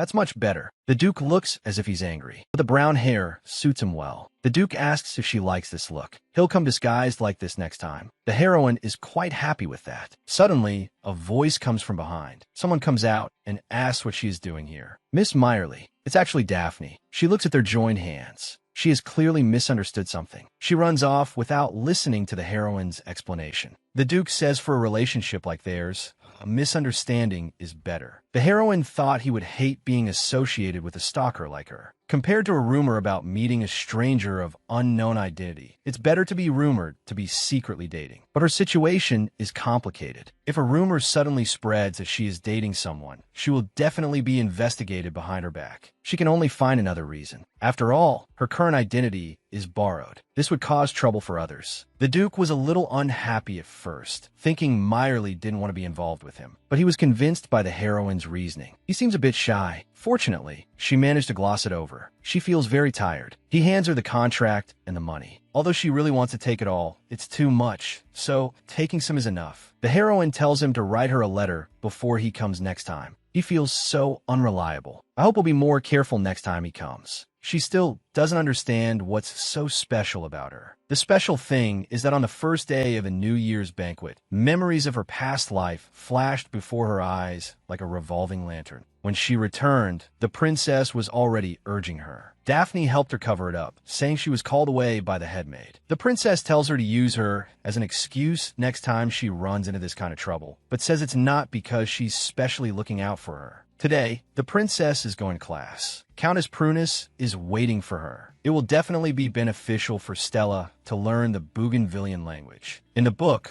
when the disaster begins, the first to announce the change are the envoys from Bougainvillea. If Stella acts as the interpreter then, she will surely leave a good impression on the nobles. Over here, the Duke has returned. He had disguised himself so carefully, only to be criticized by her. And he's thinking she wanted to fake a relationship with him. And it seems what she said about having completely sorted out her feelings for him is true. They are now only in a contractual relationship. But now he is deeply hurt. His mother's death was because of him, because he couldn't control that power. His mother cherished their ducal family more than anyone. And protecting the ducal family is his only way to atone now. But he, who desperately suppresses his emotions to avoid being consumed by darkness, will soon reach his limit. If that happens, he will be forever lost in the darkness. But in that moment, he can temporarily escape this nightmarish reality. The emotions he has always suppressed have nowhere to hide in front of her. That is the real him. She is the one who can let him relax for a while. Lala asks the heroine if the person who came to see her today was her fiancé. The heroine quickly denies it. The princess, who is studying, suspects they are secretly chatting behind her back. In other people's eyes, his appearance is blurry. The heroine states clearly that she doesn't like older men with mustaches. Makia suddenly comes over and chimes in, asking if she likes people younger than herself. She heard them chatting as she was passing by. Although she doesn't like this topic, she loves to gather information. Generally, women marry men older than themselves. Faced with Makia's probing, no matter what type of person she likes, now that she has become a maid, it seems it will be very difficult to find a marriage partner. Lala is happy to hear this. Actually, she really wants to keep working with her in the imperial palace like this. The heroine feels a bit sad. It turns out Latia has also given up on marriage. She was originally supposed to become a duchess, not a maid. Thinking this, the heroine takes Latia's hand, saying she will definitely be good to her. Makia then asks, what if there was a good man around her? Would she consider marrying him? For example, a representative figure is the Duke of Cornuda. The heroine says he is like a flower on a high peak. Besides, it's fine even without a fiancé.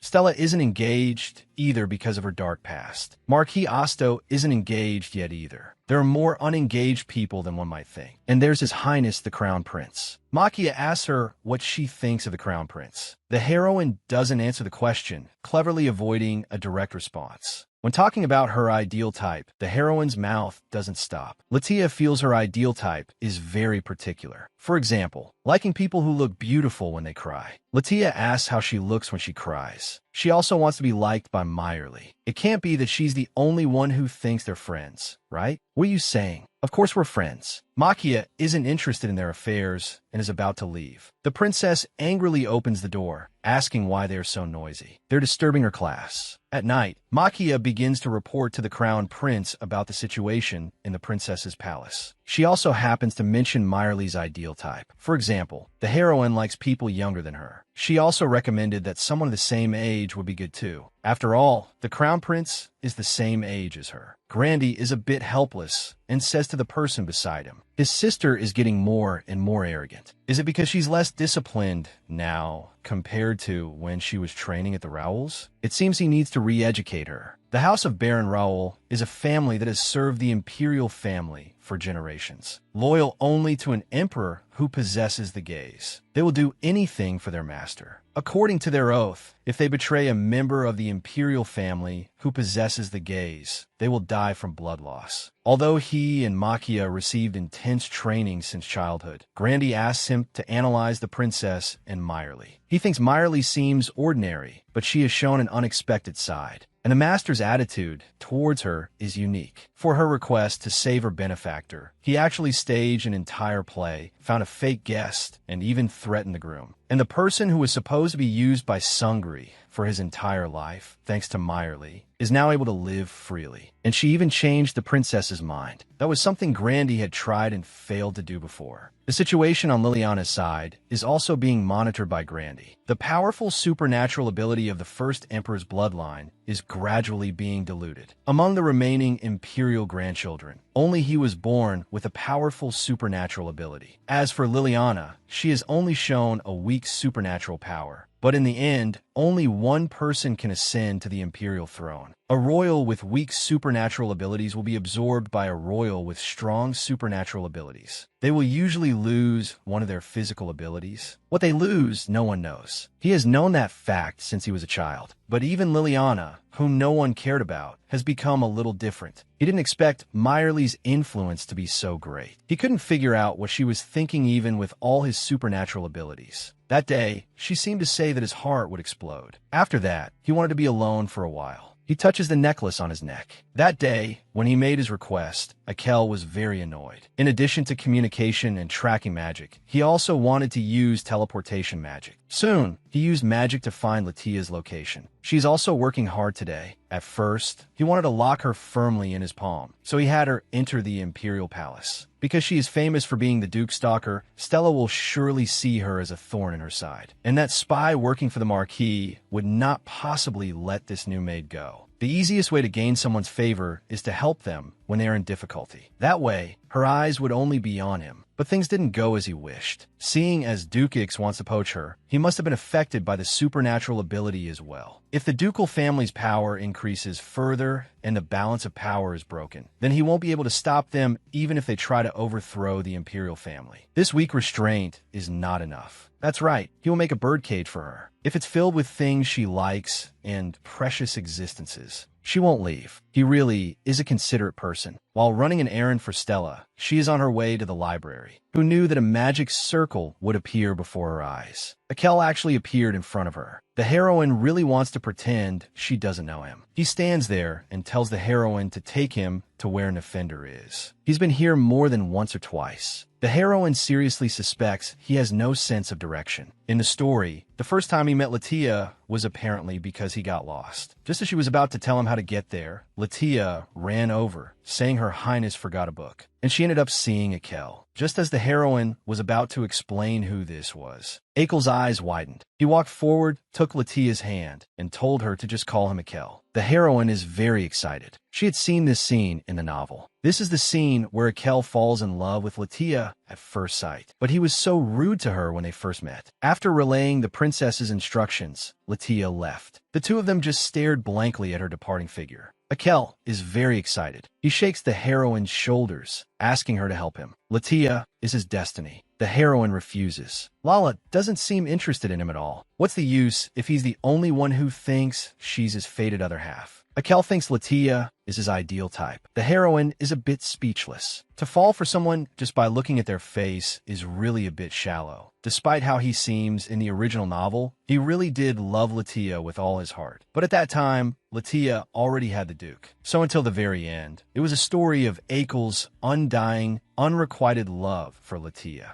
In any case, Latia's thoughts are the most important. The heroine takes him to the place. So that he can see Latia again, Akel gives the heroine a communication bracelet. He wants to see Latia again. After he leaves, the heroine remembers the matter of the necklace. She forgot to ask him about it. Soon, she finds the book and returns. Her Highness Stella has been working really hard lately. This is a good sign. On the way, she happens to run into Her Highness Liliana. He is alone again today. The heroine greets him. He is not going to Stella's place today, but to the main palace. The heroine is a little worried about him. Liliana asks her to go with him. The heroine agrees. It's better for her to escort him than to let him go alone. The two walk along, smiling. Liliana says he is going to see his father, His Majesty the Emperor. The heroine has only seen him from a distance. No matter how hard she tries to recall, she can't remember much information about him. She thinks it's enough to escort Liliana to the door. But he asks Meyerly to go in with him. Father also said he wanted to meet sister's exclusive maids. I heard the Emperor is a frail person. So with the constant conflict between the Emperor's faction and the nobles' faction, and the Emperor's consort backed by the nobles' faction,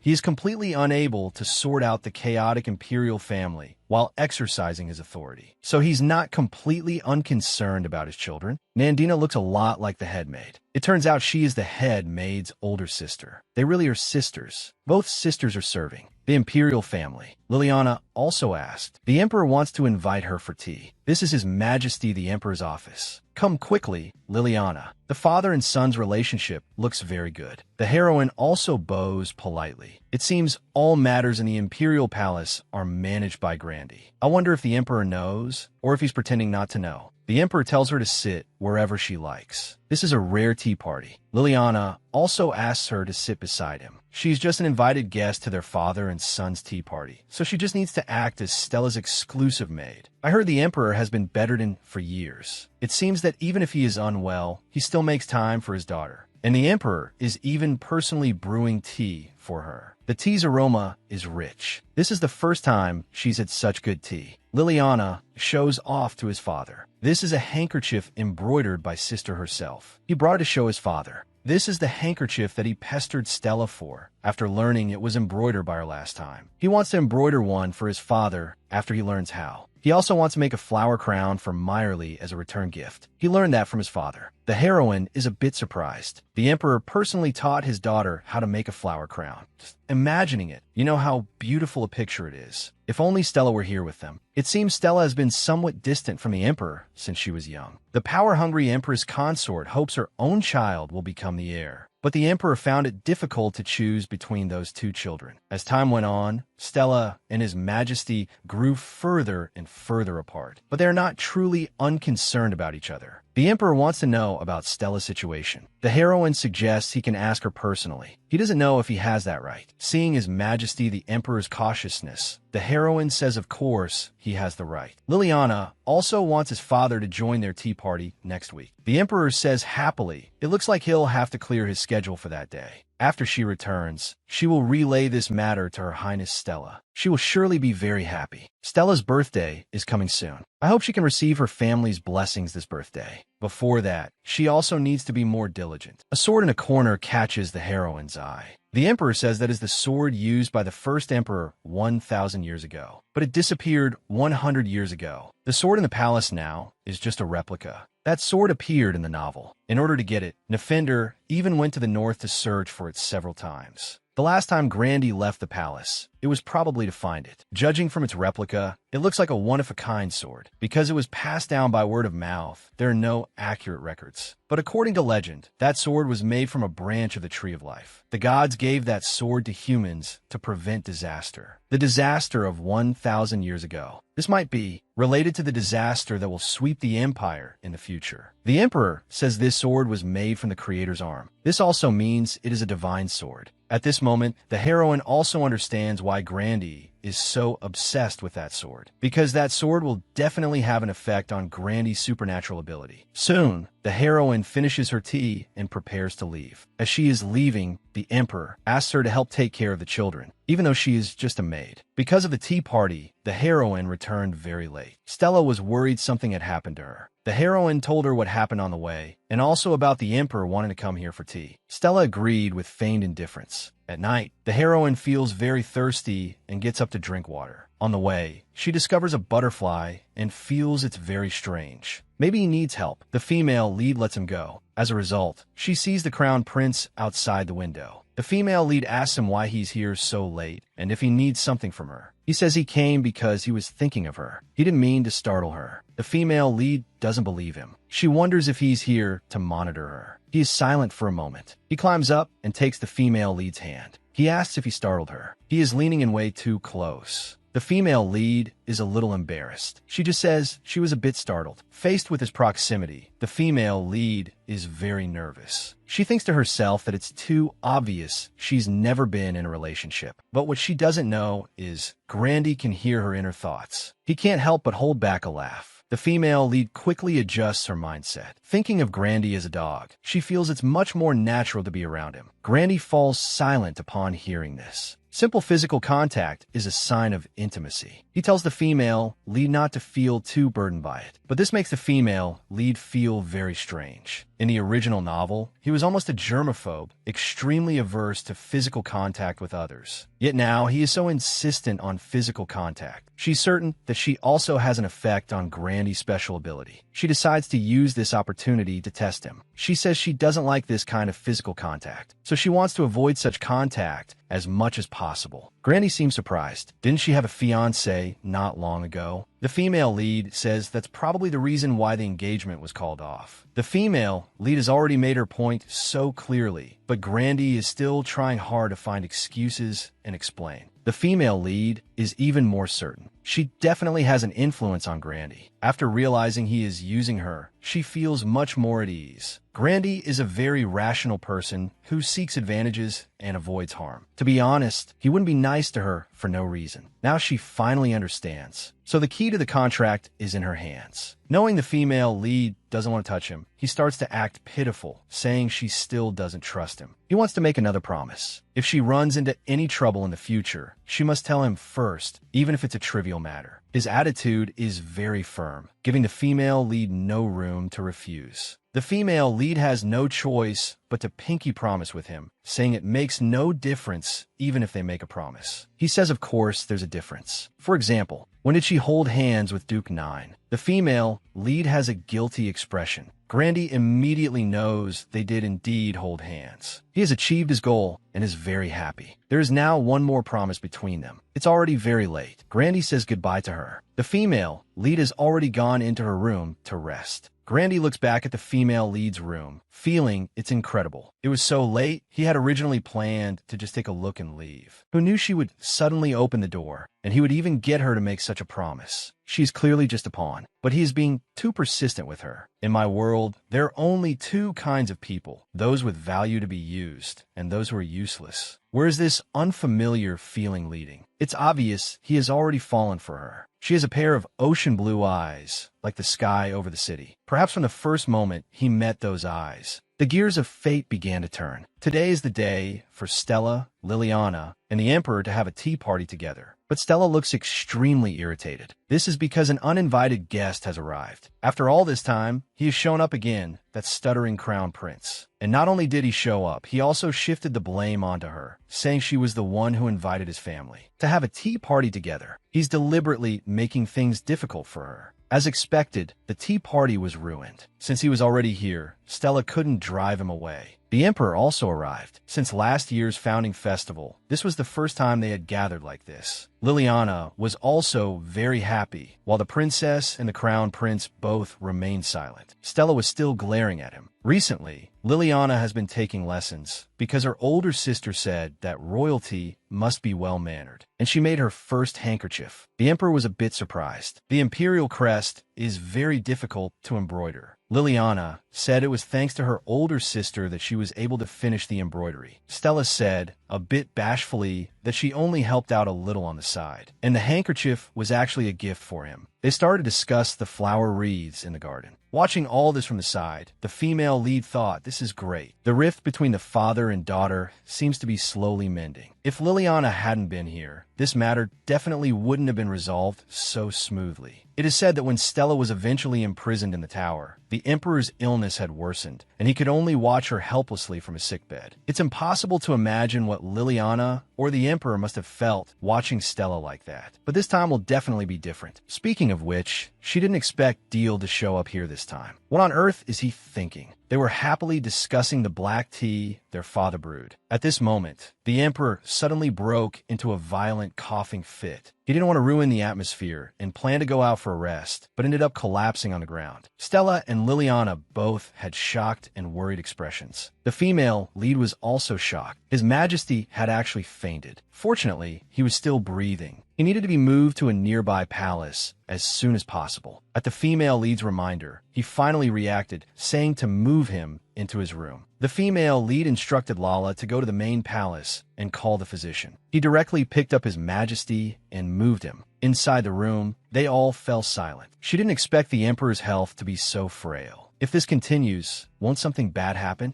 The emperor finally woke up. He glanced around to see where he was and said he was fine, that they didn't need to worry. Stella was angry when she heard this. You call this fine? Liliana was very worried. Father, are you very sick? The emperor gently stroked her face and said he was fine. He fainted, yet he says he's fine. It seems he doesn't want to show his vulnerable side in front of his children. The physician began to treat the emperor. The princess beside him said, Your Majesty will get better slowly. The emperor felt very guilty. This rare tea party was ruined because of him. Stella said it was just drinking tea and chatting. They can just hold another tea party next time. She didn't intend to not see him again. Once His Majesty recovers, Liliana wants to see her father every day. The female lead was moved seeing this. This is what a family should be like. Grandy glanced at her, signaling for her to go outside. After going out, he changed his appearance. It was easier to talk this way. He attended the tea party this time to confirm the changes she had brought about. He hadn't expected that she could change the people around her so much. Seeing it with his own eyes made a deeper impression. And the person who has changed isn't just Stella. He should change his plans. Well then, see you next time. The female lead didn't understand what he meant. Does this have something to do with her? The carriage moved forward. The female lead didn't know where she was being taken. The head maid had her come over early in the morning. She was wondering what it was about. As it turned out, she saw Makia waiting for her by a prepared carriage. She wouldn't say what it was about when asked. They finally arrived. Makia told her to get ready. This is a dress shop. The shop assistants pounced on her as soon as they saw her. They immediately started taking off her clothes. Today, His Highness ordered them to make her the most beautiful person in the world. She didn't expect Makia to be so mischievous, refusing to tell her where they were going. She was quickly changed into a formal gown. The skill of professionals is truly different. To her surprise, Akel was also here. He saw her and teased her about changing her clothes, saying she really looked different. On the surface, he was here to escort her. In reality, it was probably to see Lala. Just as Akel took her hand and was about to leave, Makia came over and stopped him from getting close. He was a bit confused. Compared to that kind of carriage, isn't his magic faster and more comfortable? He is a powerful magician, after all. When she opened her eyes again, they were floating in mid-air. That was the place they were going to now. This is a place hidden from the eyes of high society. Besides holding various events, one can also gamble or participate in auctions. If anyone wants to enjoy an anonymous party, they can rent this space.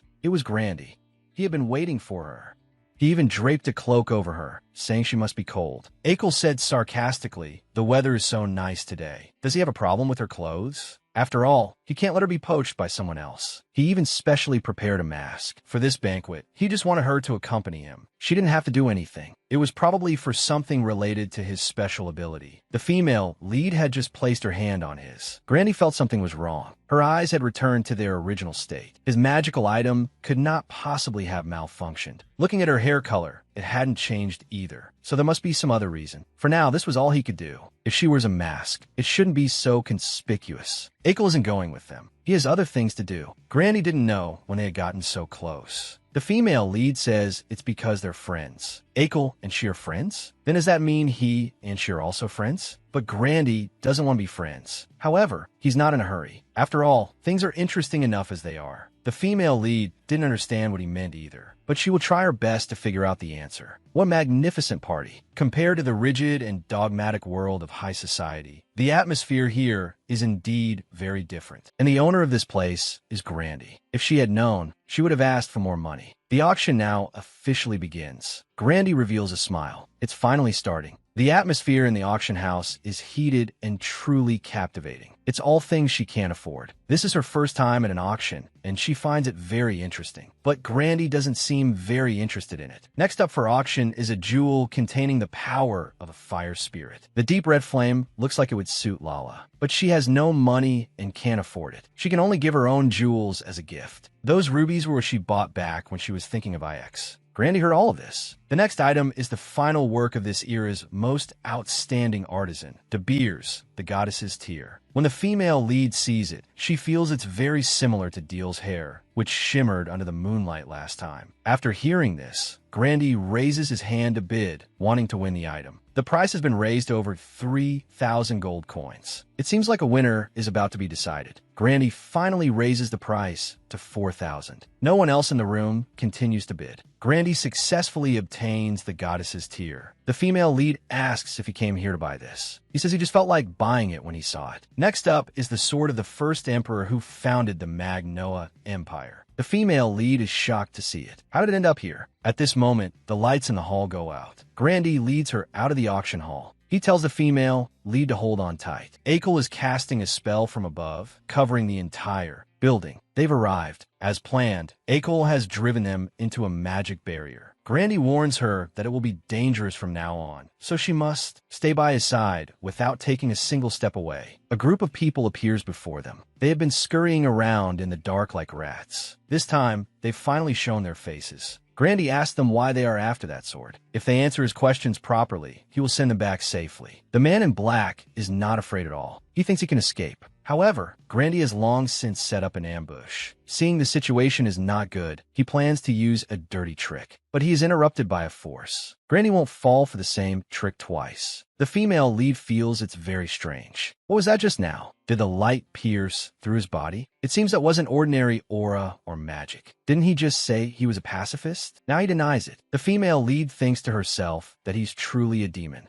Unexpectedly, he immediately says he is human. Seeing that the situation is turning bad, the man in black uses his ability. The two start arguing over this. The team leader told them not to use their abilities. Only a scream is heard. Makia has already tied the person up. The matter is settled. They still want to negotiate, but it's already too late. The treasured sword has finally been recovered. Now, let's reveal their true faces. But they look very ordinary, and from their actions, they're clearly very inexperienced. Grandy seems to get angry upon seeing this, questioning the men about the ability they just used. It didn't look like a spirit tree. It was something he had never seen before. They are unwilling to talk, and they deliberately concealed their tracks. How did they confirm that the treasured sword would appear here? In the end, he says they just wanted to protect the world. Makia says they are waiting. The female lead asks him how they plan to deal with them. Grandy plans to lock them up first until they tell the truth. The female lead feels that they don't seem to be talking nonsense. Actually, Grandy knew from the beginning that they wanted the sword, so he deliberately leaked the information to them. They had a hard time finding the sword before, only to run into them and their strange abilities. Grandy gets angry just thinking about it. He clearly said there was a guardian there, but they're always overconfident. The female lead roughly understands their whole plan, but she doesn't understand why he brought her along. She asks him about that beam of light. He says it's similar to what knights use. Aura. Akel explains to her that there's a difference between knights and magic. Magicians need an external connection, but knights do not. So that's why he didn't do anything just now, because he couldn't use external mana. Akel vehemently denies this after hearing it. He is a great magician. She already understands, so she just pretends to humor him. Grandy is a bit annoyed seeing them so happy, and merely is even calling him by his nickname. He tells the female lead to just speak her mind honestly. It's fine if he's just useless. The female lead doesn't want to face this dramatic scene and tries to leave, but is refused by both of them. When on Earth can she get off work? A new day. The female lead asks the princess how she plans to prepare for the party this time. It's the princess's birthday party. The female lead plans to order a custom-made gown first. The princess's first consideration is the budget. The female lead plans to ask the headmaid. She plans not to hold such a grand event. A simple celebration with family will be enough. Having a warm time with family is also very nice. They plan to prepare a 3-tiered cake or a rose garden. This year, Stella will definitely have a completely different birthday from last year. The female lead asks about the budget. Afni says that starting from the 3rd year, a budget can be allocated. She heard that invitations will be sent to nobles and closely related kingdoms this time. So she also needs to check if there are any picky people on the attendee list. Gowns and jewelry all need to be custom made. At this rate, it's comparable to preparing for the New Year celebration. She doesn't know why the scale has suddenly become so large. The female lead decides to ask Grandy directly. Sito is at the door. He lets her pass as soon as he sees her. Upon entering the room, the female lead doesn't see Grandy. He has actually fallen asleep on the sofa. He's really busy. The female lead thinks she should just come back next time. Seeing his furrowed brow, the female lead wants to smooth it out with her hand, but she gets caught. Grandy groggily opens his eyes and sees it's her. Seeing how tired Grandy is, she plans to come back later, but he won't let her go, acting pitiful to make her stay. He makes a request. He wants to sleep with his head on her lap. The female lead is a bit incredulous. If he falls asleep, what about her questions? Grandy says he will answer all of them before he falls asleep. How about it? The female lead is tempted upon hearing this. She ultimately agrees. She never thought he would actually make such a request. Speaking from his angle, the female lead covers his eyes because she must look especially ugly from a low angle. The female lead starts to talk business. Regarding the budget for Her Highness Stella's birthday party, did you order the Ministry of Finance to allocate it? Why did you do that? Grandy is silent for a moment, then says Stella's birthday party will be held very grandly. Is she not happy about it? There's no special reason for the large budget. He just considers it a favor to her. The reason for this pile of documents is that the birthday party and the spring welcoming festival are very close in time. The Empire holds a grand festival every season. In summer, there's the Founding Festival. In autumn, the Thanksgiving Festival. In winter, the New Year's Festival to welcome the new year. And in spring, the Spring Welcoming Festival to pray for a bountiful year. Because the events are so large scale, he must be very busy.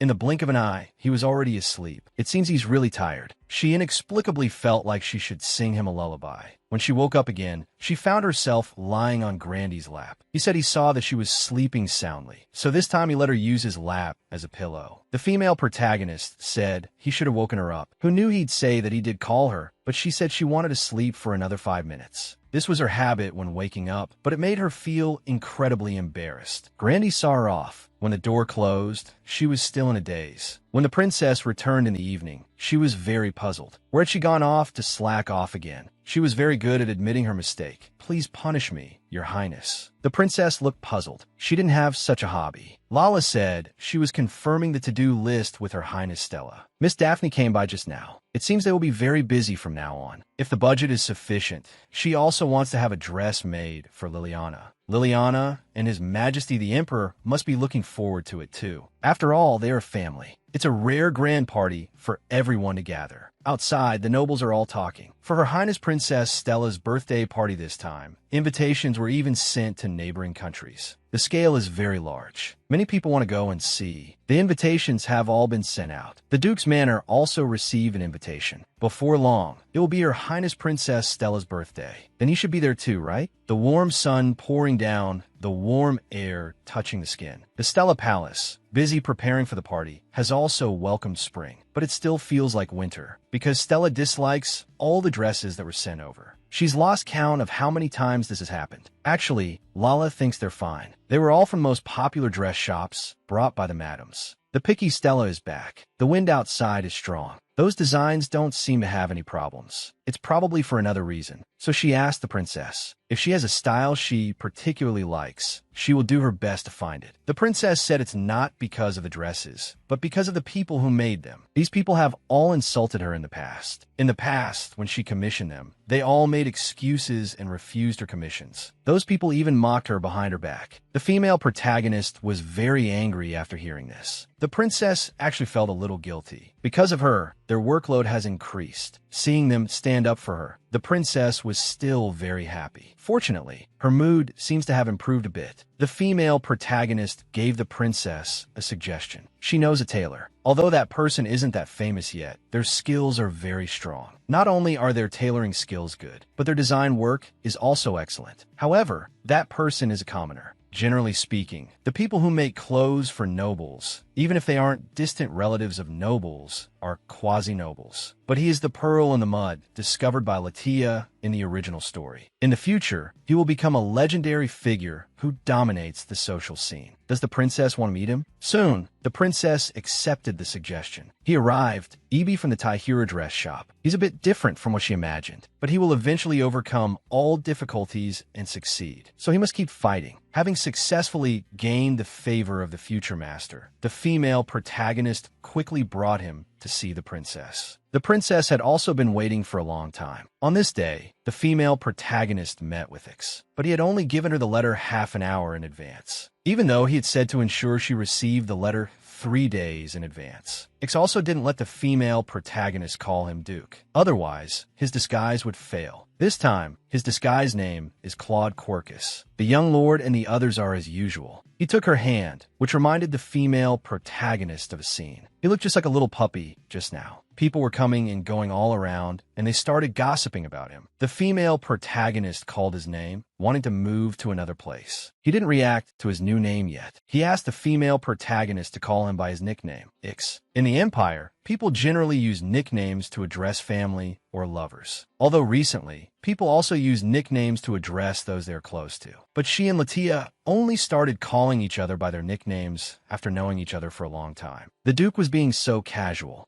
They arrived at the library.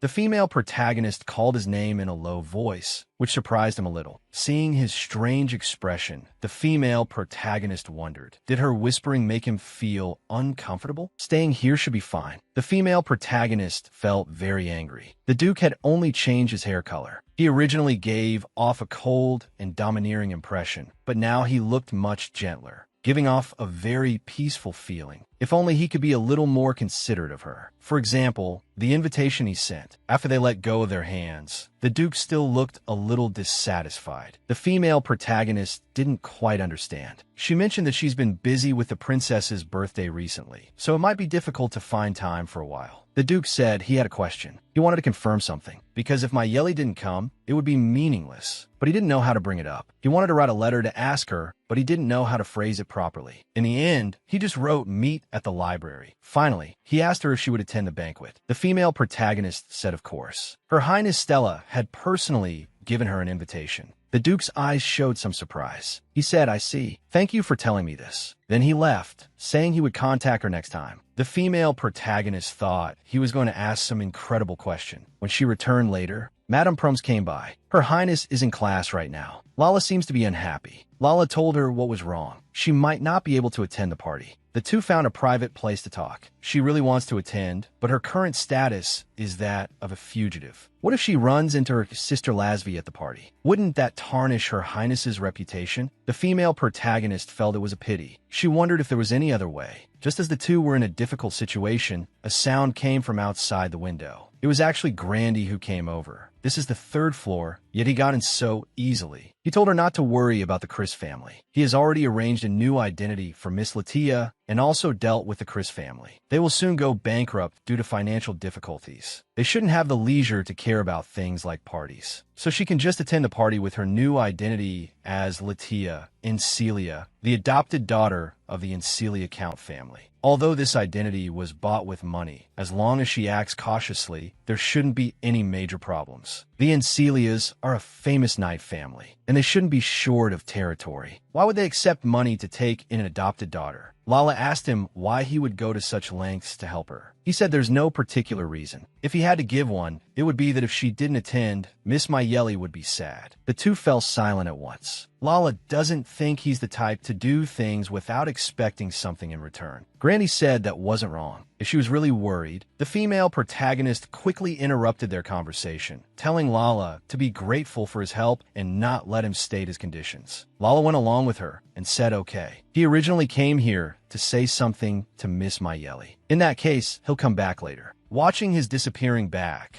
the female protagonist felt as if a demon who could grant wishes had just visited. Through this conversation, Lala changed her previous opinion of him. It turns out he wasn't as bad as she had imagined. Although he is indeed terrifying, and she can't figure him out at all, he surprisingly has a gentle side too. Speaking of which, it's really great that she can attend the party. Mayeli, are you almost ready over there? The carriage is waiting outside now. Okay, Her Highness Stella is about to come out too. The party venue is also decorated perfectly. Miss Daphne also came out, all dressed up. The three of them were all elaborately dressed. Her Highness Stella came out soon after. This dress suits her very well. As she said this, she had her younger sister come out too. Her dress suits her very well too. The female protagonist originally thought the atmosphere between the two would be tense, but unexpectedly, it went exceptionally smoothly. Before her younger brother left, he even told the female protagonist not to cause extra trouble. They also have to go prepare for that. This is the gift they prepared in advance. But they are still missing one thing, which is an escort. If they enter without an escort, they will likely receive a lot of disdainful looks. Lala thought she was the only one without an escort. Actually, she doesn't mind, because that's how she came last year. The female protagonist knew she must be very sad, so she thought of a way. That is to use the host's privilege. First, they pretend to enter under the pretext of checking on things. Next, they'll find a corner to hide in first. After the party starts, they'll sneak out. That way, they definitely won't be noticed by anyone. Soon, the banquet began. They successfully snuck in. So many guests have arrived. Isn't that Rufinus? She saw the person she didn't want to see. Immediately after, His Grace the Duke also arrived. He was looking left and right as if searching for something. The noble ladies whispered among themselves, saying that His Grace the Duke rarely attends this kind of event. The female protagonist suddenly felt a little regretful. She shouldn't have mentioned the party at the library. The venue fell silent. The imperial family is entering. Grandy noticed at a glance that the Duke had arrived. "You must be here to see my Yelly."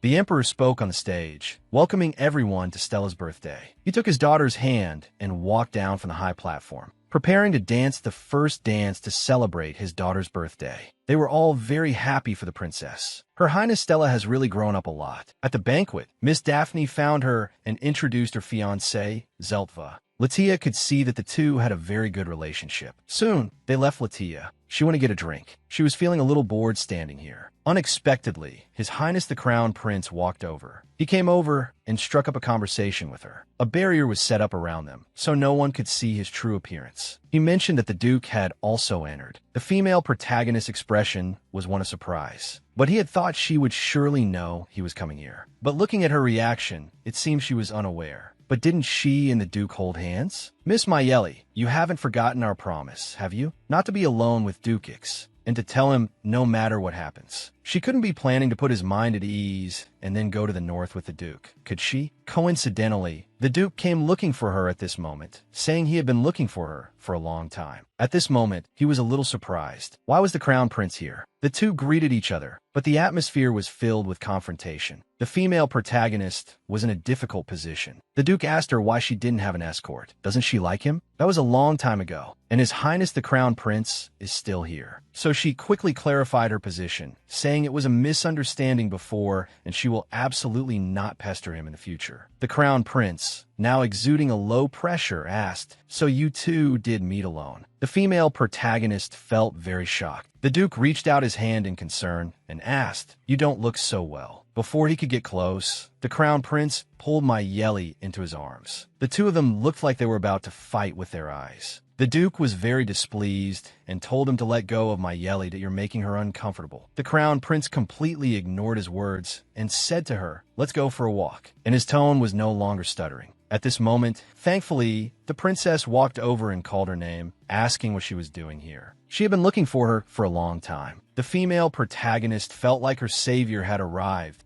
"I'll be right there." But then both of them grabbed her by the wrist, not wanting her to leave. The princess asked with confusion, "What are you two doing?" Mayeli is a lady-in-waiting of the princess's palace, so she should attend to my business first. The Duke surprisingly did not back down, saying he wanted to talk with her for a moment. The Crown Prince also stuttered that he was the first to speak with her. The princess was a little angry. "Are you two listening to me?" The three of them actually started arguing just like that. The returning Latia was full of confusion. What are they doing? The female protagonist cast a pleading look at Lala. After seeing it, she nodded firmly and joined in. The commotion on their side attracted the attention of others. The female protagonist said she wasn't feeling well and took the opportunity to run away, finally escaping that suffocating environment. She didn't understand why it had turned out like this. Why did none of them respect her wishes? As she was lost in thought, someone appeared behind her and called her name. The female protagonist was very surprised. "Why are you here?" Nona Pollock. He's her fiancé. He was losing his temper at the female protagonist. He reeked of alcohol, which the female protagonist found disgusting. The female protagonist had clearly sent him the annulment papers, but he just wouldn't sign them. And every time the female protagonist sent the documents, he tore them up. It seems her parents have been dealing with this unreasonable person for months. Being rejected from marriage by her, Nona's pride was hurt. It caused him to be gossiped about by others. Now he wants the female protagonist to immediately tell everyone that she's going to marry him. That way, he won't be criticized at will. The female protagonist protected herself and pushed him away, saying she will not marry him. "Stop talking nonsense and just sign it." Nona flew into a rage out of humiliation after hearing this. He raised his hand to slap her, but was stopped by someone. He helped Mayeli. His pupils and eyes changed. Nona pointed at the man and said, "So it's because of this brat that you broke off the engagement with me." Ignoring the man shouting, the female protagonist said this person is her fiancé. Nona's tone was full of mockery towards him, saying he would be abandoned sooner or later. The man was angry when he heard this and said, "You're such an eyesore. I have something to discuss with Mayeli now, so please make yourself scarce." Nona was a little scared when he heard this, but still said he would expose his actions to everyone. "Your younger brother was expelled from the Night Order because of you, and you, the older sister, still haven't woken up and are fooling around everywhere." The female protagonist didn't understand what he meant. Nona said smugly, "It seems you still don't know that our family has connections with the Imperial family and the Night Order. After hearing about the insults to me, my father took action. He told the superiors of the Night Order everything you and your brother did. Your younger brother was rejected because of you." The female protagonist clutched her clothes tightly. "Rindle also knows about this. For the sake of your brother's future, Nona told her to obediently marry him." The man tried to speak up for her, but the female protagonist stopped him, saying that talking to trash like him is a waste of breath. She went up and punched him directly. "Her strength is quite formidable. While I'm still talking to you nicely, you'd better go and sign your name." Turning around, the female protagonist said, "Let's go. No need to bother with this kind of person. I'm sorry you had to see that. Your strength is really something." He came over because he wanted to have a proper talk with her. The Duke noticed her difficult situation at the banquet and asked, "Is the person you like now His Highness the Crown Prince?" At the banquet, the Crown Prince was very unhappy. If it weren't for them interfering, it wouldn't have turned out like this. The crowd was gossiping about what had just happened, saying, "No one can refuse His Grace the Duke, right?" The Crown Prince was very angry when he heard this. He didn't want to deal with those fools anymore. He summoned his subordinate to investigate Count Alcon, Count Latham, and Viscount Beamat. Have them locked up in prison for life. It's impossible that no dirt can be found on them. How could that kind of scum be clean? She should be with the Duke right now. They're near the lakeside in the rear garden.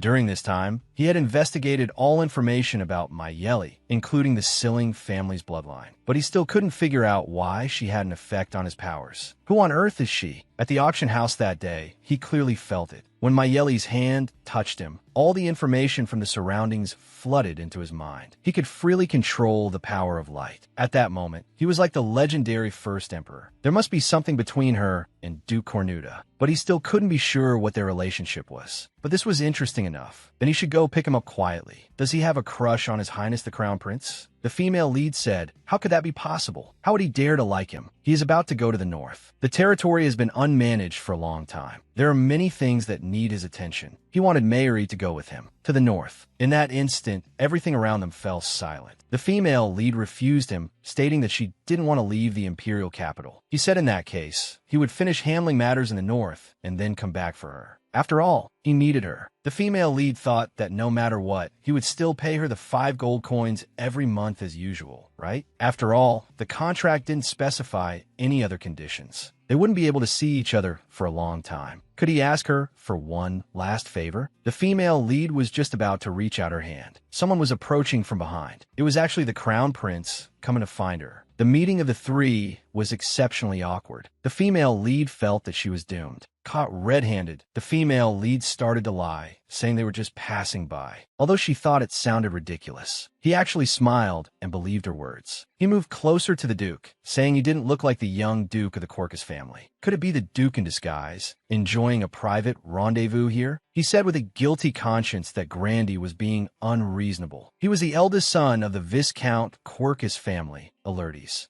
Grandy said that a Viscount status was not as high as his, so he would speak more casually. The two began a war of words. Grandy said he was Caffeinu of the Count Turksa family. He was using his status to suppress Ix. The female lead thought to herself that Grandy was so petty. Moreover, seeing the Duke at a disadvantage and his identity about to be exposed, she had to end their conversation quickly. The female lead introduced this person to the Duke. This Lord Caffeinu was on good terms with her, so he could rest assured. He nodded at the female lead, gave a signal, and then he left. Seeing the Duke leave, it was time for them to have a talk. Now the Crown Prince needed an explanation. For example, how she met the Corcus boy. He thought she would tell him everything without reservation. The female lead thought, is this a one-on-one talk with the boss? The banquet was still going on as usual. The female lead told him everything that had just happened. Then the Quirkus boy, the Duke, happened to pass by and helped her out of the situation. Grandy roughly understood. He didn't know why, but he had a premonition, as if Nona was about to be visited by the Grim Reaper. But he deserved it. He had been plagued by disasters since last year. Grandy saw her sigh and came over to comfort her. He could help her fulfill her wish, no matter what it was. The female lead didn't believe it. She felt that behind such sweet words, something was usually hidden. If he helped her fulfill her wish, she would have to pay a price, to offer her own soul. But what did he really want? The female lead rejected him directly. After all, this matter wasn't just about her. It also concerned her brother's future. Granny had already expected this. As expected, she wouldn't rely on him at all. So he said that the spring welcoming festival was coming soon. This festival would be very interesting. Its atmosphere was very different from the royal celebrations. There would be many things to see, and all kind of street food would be sold. But the paperwork for the festival was already piled up like a mountain. However, he planned to take a day off during the festival to take her to an interesting place. The female lead thought he was going to assign her a mission. Grandy was silent for a moment, then said that to make that day more interesting, he would keep it a secret for now. She could look forward to it. The festival would last for 7 days, so taking just one day off should be fine. Every time Grandy felt that Mayuri was within his grasp, he would feel that she was very far away. So he asked Mary why she had stopped by the lake for so long. Then he pretended to be sad, saying he thought she had abandoned him at the banquet, and she even met with the Duke. Even though he had already told her not to meet with the Duke alone, she knew she couldn't hide this from him. But Grandy still forgave her and wanted to dance with her to make up for the mistake she made. The female lead didn't understand. She said she hadn't made a mistake and didn't need to ask for his forgiveness. She and the Duke had just run into each other by chance. Grandy knew this approach wouldn't work, so he could only act pitiful, wanting to dance with her. The female lead could only reluctantly agree. Grandy placed his hand on her. The two were very close. Following the rhythm, Grandy told her to take it slow, that it was okay. Grandy was already deeply immersed in her eyes. She was too dazzling. He couldn't look away at all. After the dance, she went back. She felt like she had just been in a dream. Time passed so quickly. At the banquet, she found her brother. She had something to say to him. He already knew.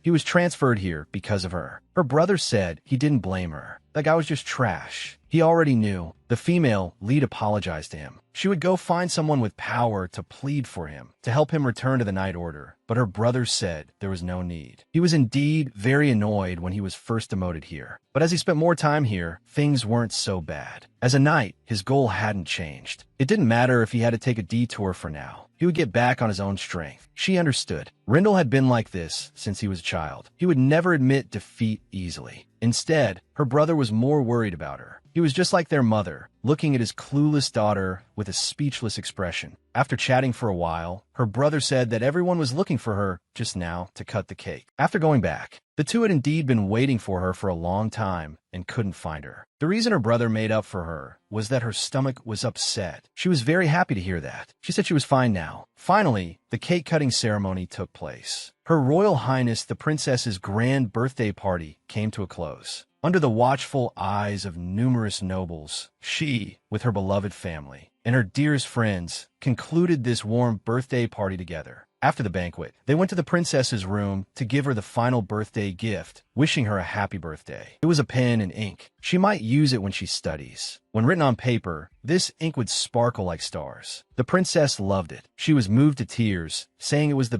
best gift she had ever received. The three of them played and joked around. That night, Her Highness the Princess and her friends talked late into the night. Speaking of which, it was so natural when Sister greeted the Bougainvillea envoy. Sister was so cool then. Stella was very happy to be complimented. When she went out, the Bougainvillea envoy arrived. It turned out that Stella was very concerned about Liliana's living conditions. After it was over, she said she would see Her Highness Liliana off and then come back. On the way back, Liliana was a little downcast. She grabbed her hand and asked for help. The female lead asked her what was wrong. She said they should talk slowly at her palace. In the past, she was very concerned about her living conditions and wanted to see inside, but she had refused. It was as if she had something she didn't want others to know. Her home was very simple. This was where Liliana lived. In the past, she vaguely felt that something was not quite right with Liliana's state. But seeing her in good condition recently, she had been relieved, not knowing that she was actually living in a place like this. There were no maids here, but there was a guard watching her. His Majesty didn't know about this, and this wasn't what she was asking for help with. She hoped that her sister would not find out about her situation. Her sister trusted her, so she was relieved, and she knew her brother's true face. The female lead was shocked. She actually knew Deal's true identity. The female lead pretended not to know. Liliana said this was a deal she made with her brother, to give all her budget to her sister. She heard her brother discussing her sister's extravagant spending, and that he wouldn't give her any more budget. So she went to her brother, willing to give all the budget from her own palace to Sister Stella. Because the reason her sister was so extravagant was because of her birth. Without her, her sister would be happier. It seemed her sister needed this money more than she did. Her brother said he understood and would take care of it. This happened when she was 5 years old. Whether it was Stella or His Majesty the Emperor, if they knew about this situation,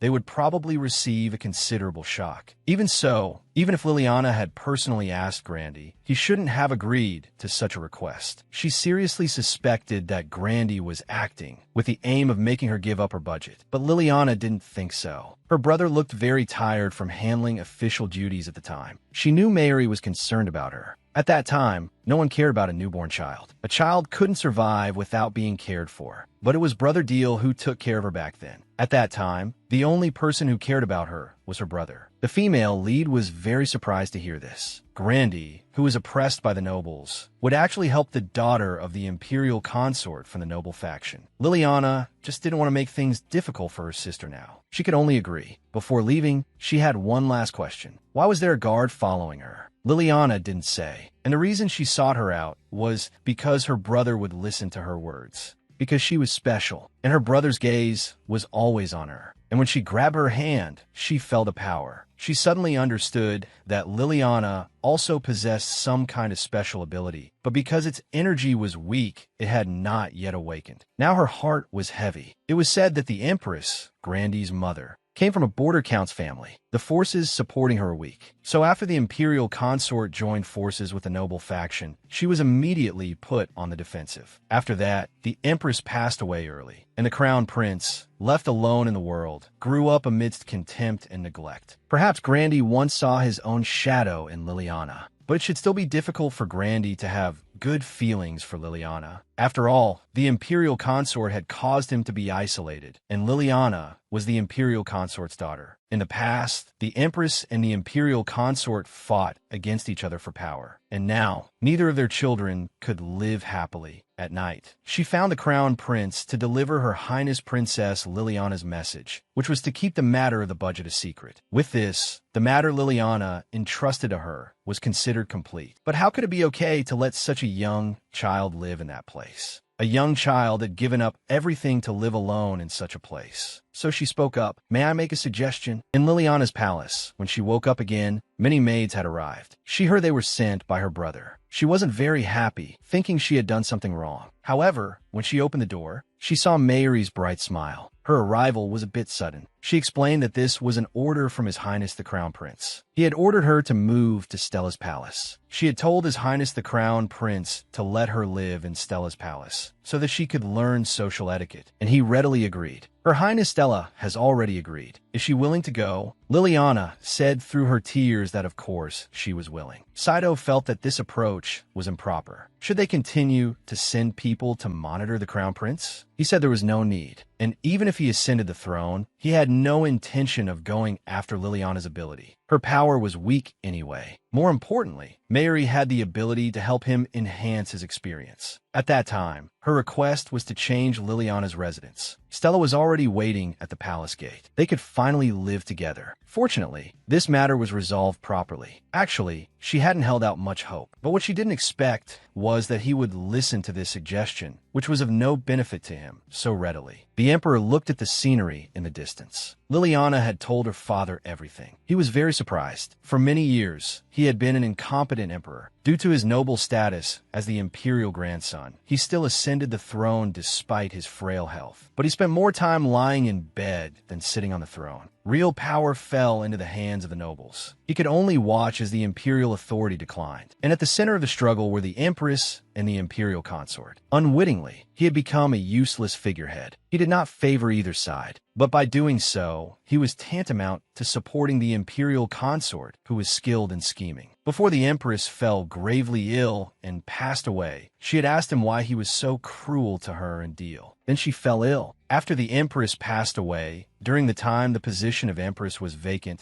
the empress's supporters gradually disappeared as if they had never existed. It turned out that in all his long years as emperor, all that remained was a deep sense of powerlessness and endless regret. So he summoned the crown prince. He had something important to tell him. It was about the matter of moving Liliana's residence. Grandy handling state affairs in his place was in accordance with his own choice. Perhaps he did so in order to quietly carry out his own plans where others could not see. He was different from him. The emperor had a request. He hoped that after he ascended the throne, Stella and Liliana could also live as they do now. Grandy was a little surprised. The emperor was setting a condition for the succession to the throne. He was doing this for the safety of the princesses. For many years, he had believed that if Grandy became emperor, the other two children might end up as mere political tools. But now, he could have hoped for their future. Grandy said he understood. He accepted the condition. This was the only thing he, a useless father, could do for them. The emperor said that he could now abdicate at any time. But the crown prince said not now. The current imperial power was nothing but a name. So most of the nobles still didn't take the imperial family seriously. When he had eradicated them and possessed formidable power, and was able to occupy an absolute ruling position, he would tell him. The emperor understood. This child could walk a different path. The two sisters were reading a book. The female lead walked over to remind them it was time for bed. Time passed so quickly. Liliana liked all the stories in the book with happy endings. Her work for the day was also successfully completed. Speaking of which, Makia had looked for her during the day. In any case, Liliana's matter had been properly resolved. Deal also seemed to trust her more than before. Grandy found her to talk about the matter at the auction house last time. Let's talk upstairs. She suddenly noticed a butterfly appear beside her. It was rare for Grandy to also be able to see the glowing butterfly.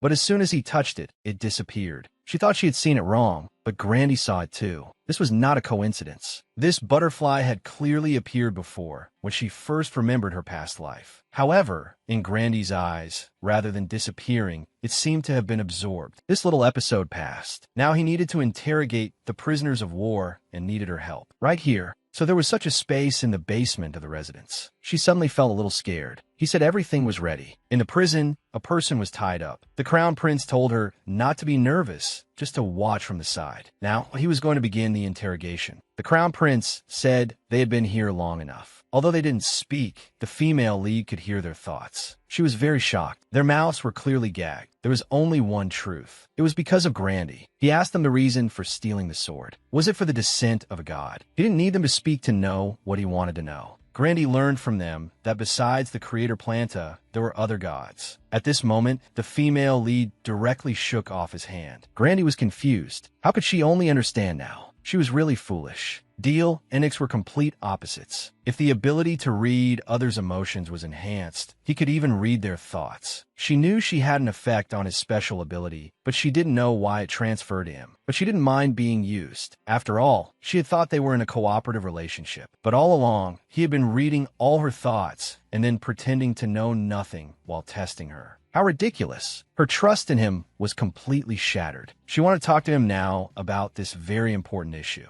Grandy came out with her, still not knowing what was wrong. The female lead directly slapped away his approaching hand. He seriously wanted to confirm one thing. He was also a little surprised because he couldn't read Meyer's thoughts. From the very beginning, he had approached him just to use his ability, right? Because upon contact, he could not only read others' emotions, he could even read their thoughts. He had clearly promised him that he would tell him the truth. But now he had deceived him. Although he was very angry right now, he couldn't have a falling out with him yet. After all, this contract was related to his heart. He asked these questions, but Grandy didn't offer a single word of explanation. It was so frustrating that he couldn't just turn on him. He said coldly that he would fulfill his responsibilities under the contract, but he had already lost trust in him. He was grateful for his help during this time. From now on, he didn't need to do that anymore. After saying that, he turned and left. The crown prince sat there alone for a long time. As a result, the interrogation was interrupted just like that. Meyer also went straight back to Stella's palace. It's just that his expression wasn't good when he left. Sito didn't quite understand either. Before this, his lord had always been rational and decisive. But now, he didn't know what would happen in the future. He clearly could have found an excuse to gloss it over back then, but he didn't say a single word. He couldn't deny that he had indeed wanted to use Meyer in the past. But that wasn't the only reason. He had always wanted to know what was in his heart. He wanted to know how he saw him, and whether he was attracted to him. But it was useless to regret it now. Meyer's thorny words, along with that cold gaze, made his heart ache. He handled his official duties as usual. But in Sito's view, the paperwork hadn't decreased at all. It was still the same as before. It seemed he hadn't been sleeping well since that day, and the official duties were piling up like a mountain. The Lord must have done something wrong to Meyer. But both Meyer and the Lord avoided talking about it. It seemed all they could do now was wait, until the Lord sorted out his feelings. The trust that had been established was hard to restore to its original state. He didn't want to go back to their previous ambiguous relationship either. He wanted Meyer to rely only on him, so that he could never escape from his side. But the more he wanted to confine him, the more he would be hated. Besides, he smiled so brightly at everyone, like the warm sunshine. He was afraid he would lose the him he knew forever. This was the first time he didn't know what to do. The only thing he was sure of now was that he missed him very much. Marcia suggested that he go and apologize. After all, Meyer is a broad-minded person. Even though Princess Stella had him thrown in prison, they were getting along well now. But he felt Meyer wouldn't accept it. Marcia didn't understand what he had done, but they couldn't keep on like this. He was a little moved. He asked how he could appease his anger. Marcia, as it turned out, had a plan. He came to the corridor at Marcia's request, but he had a bad feeling. Hearing a sound behind him, he thought to himself. Sure enough, the crown prince came to apologize to him, holding flowers. This bouquet was prepared for his apology. He asked him to please accept his sincere feelings.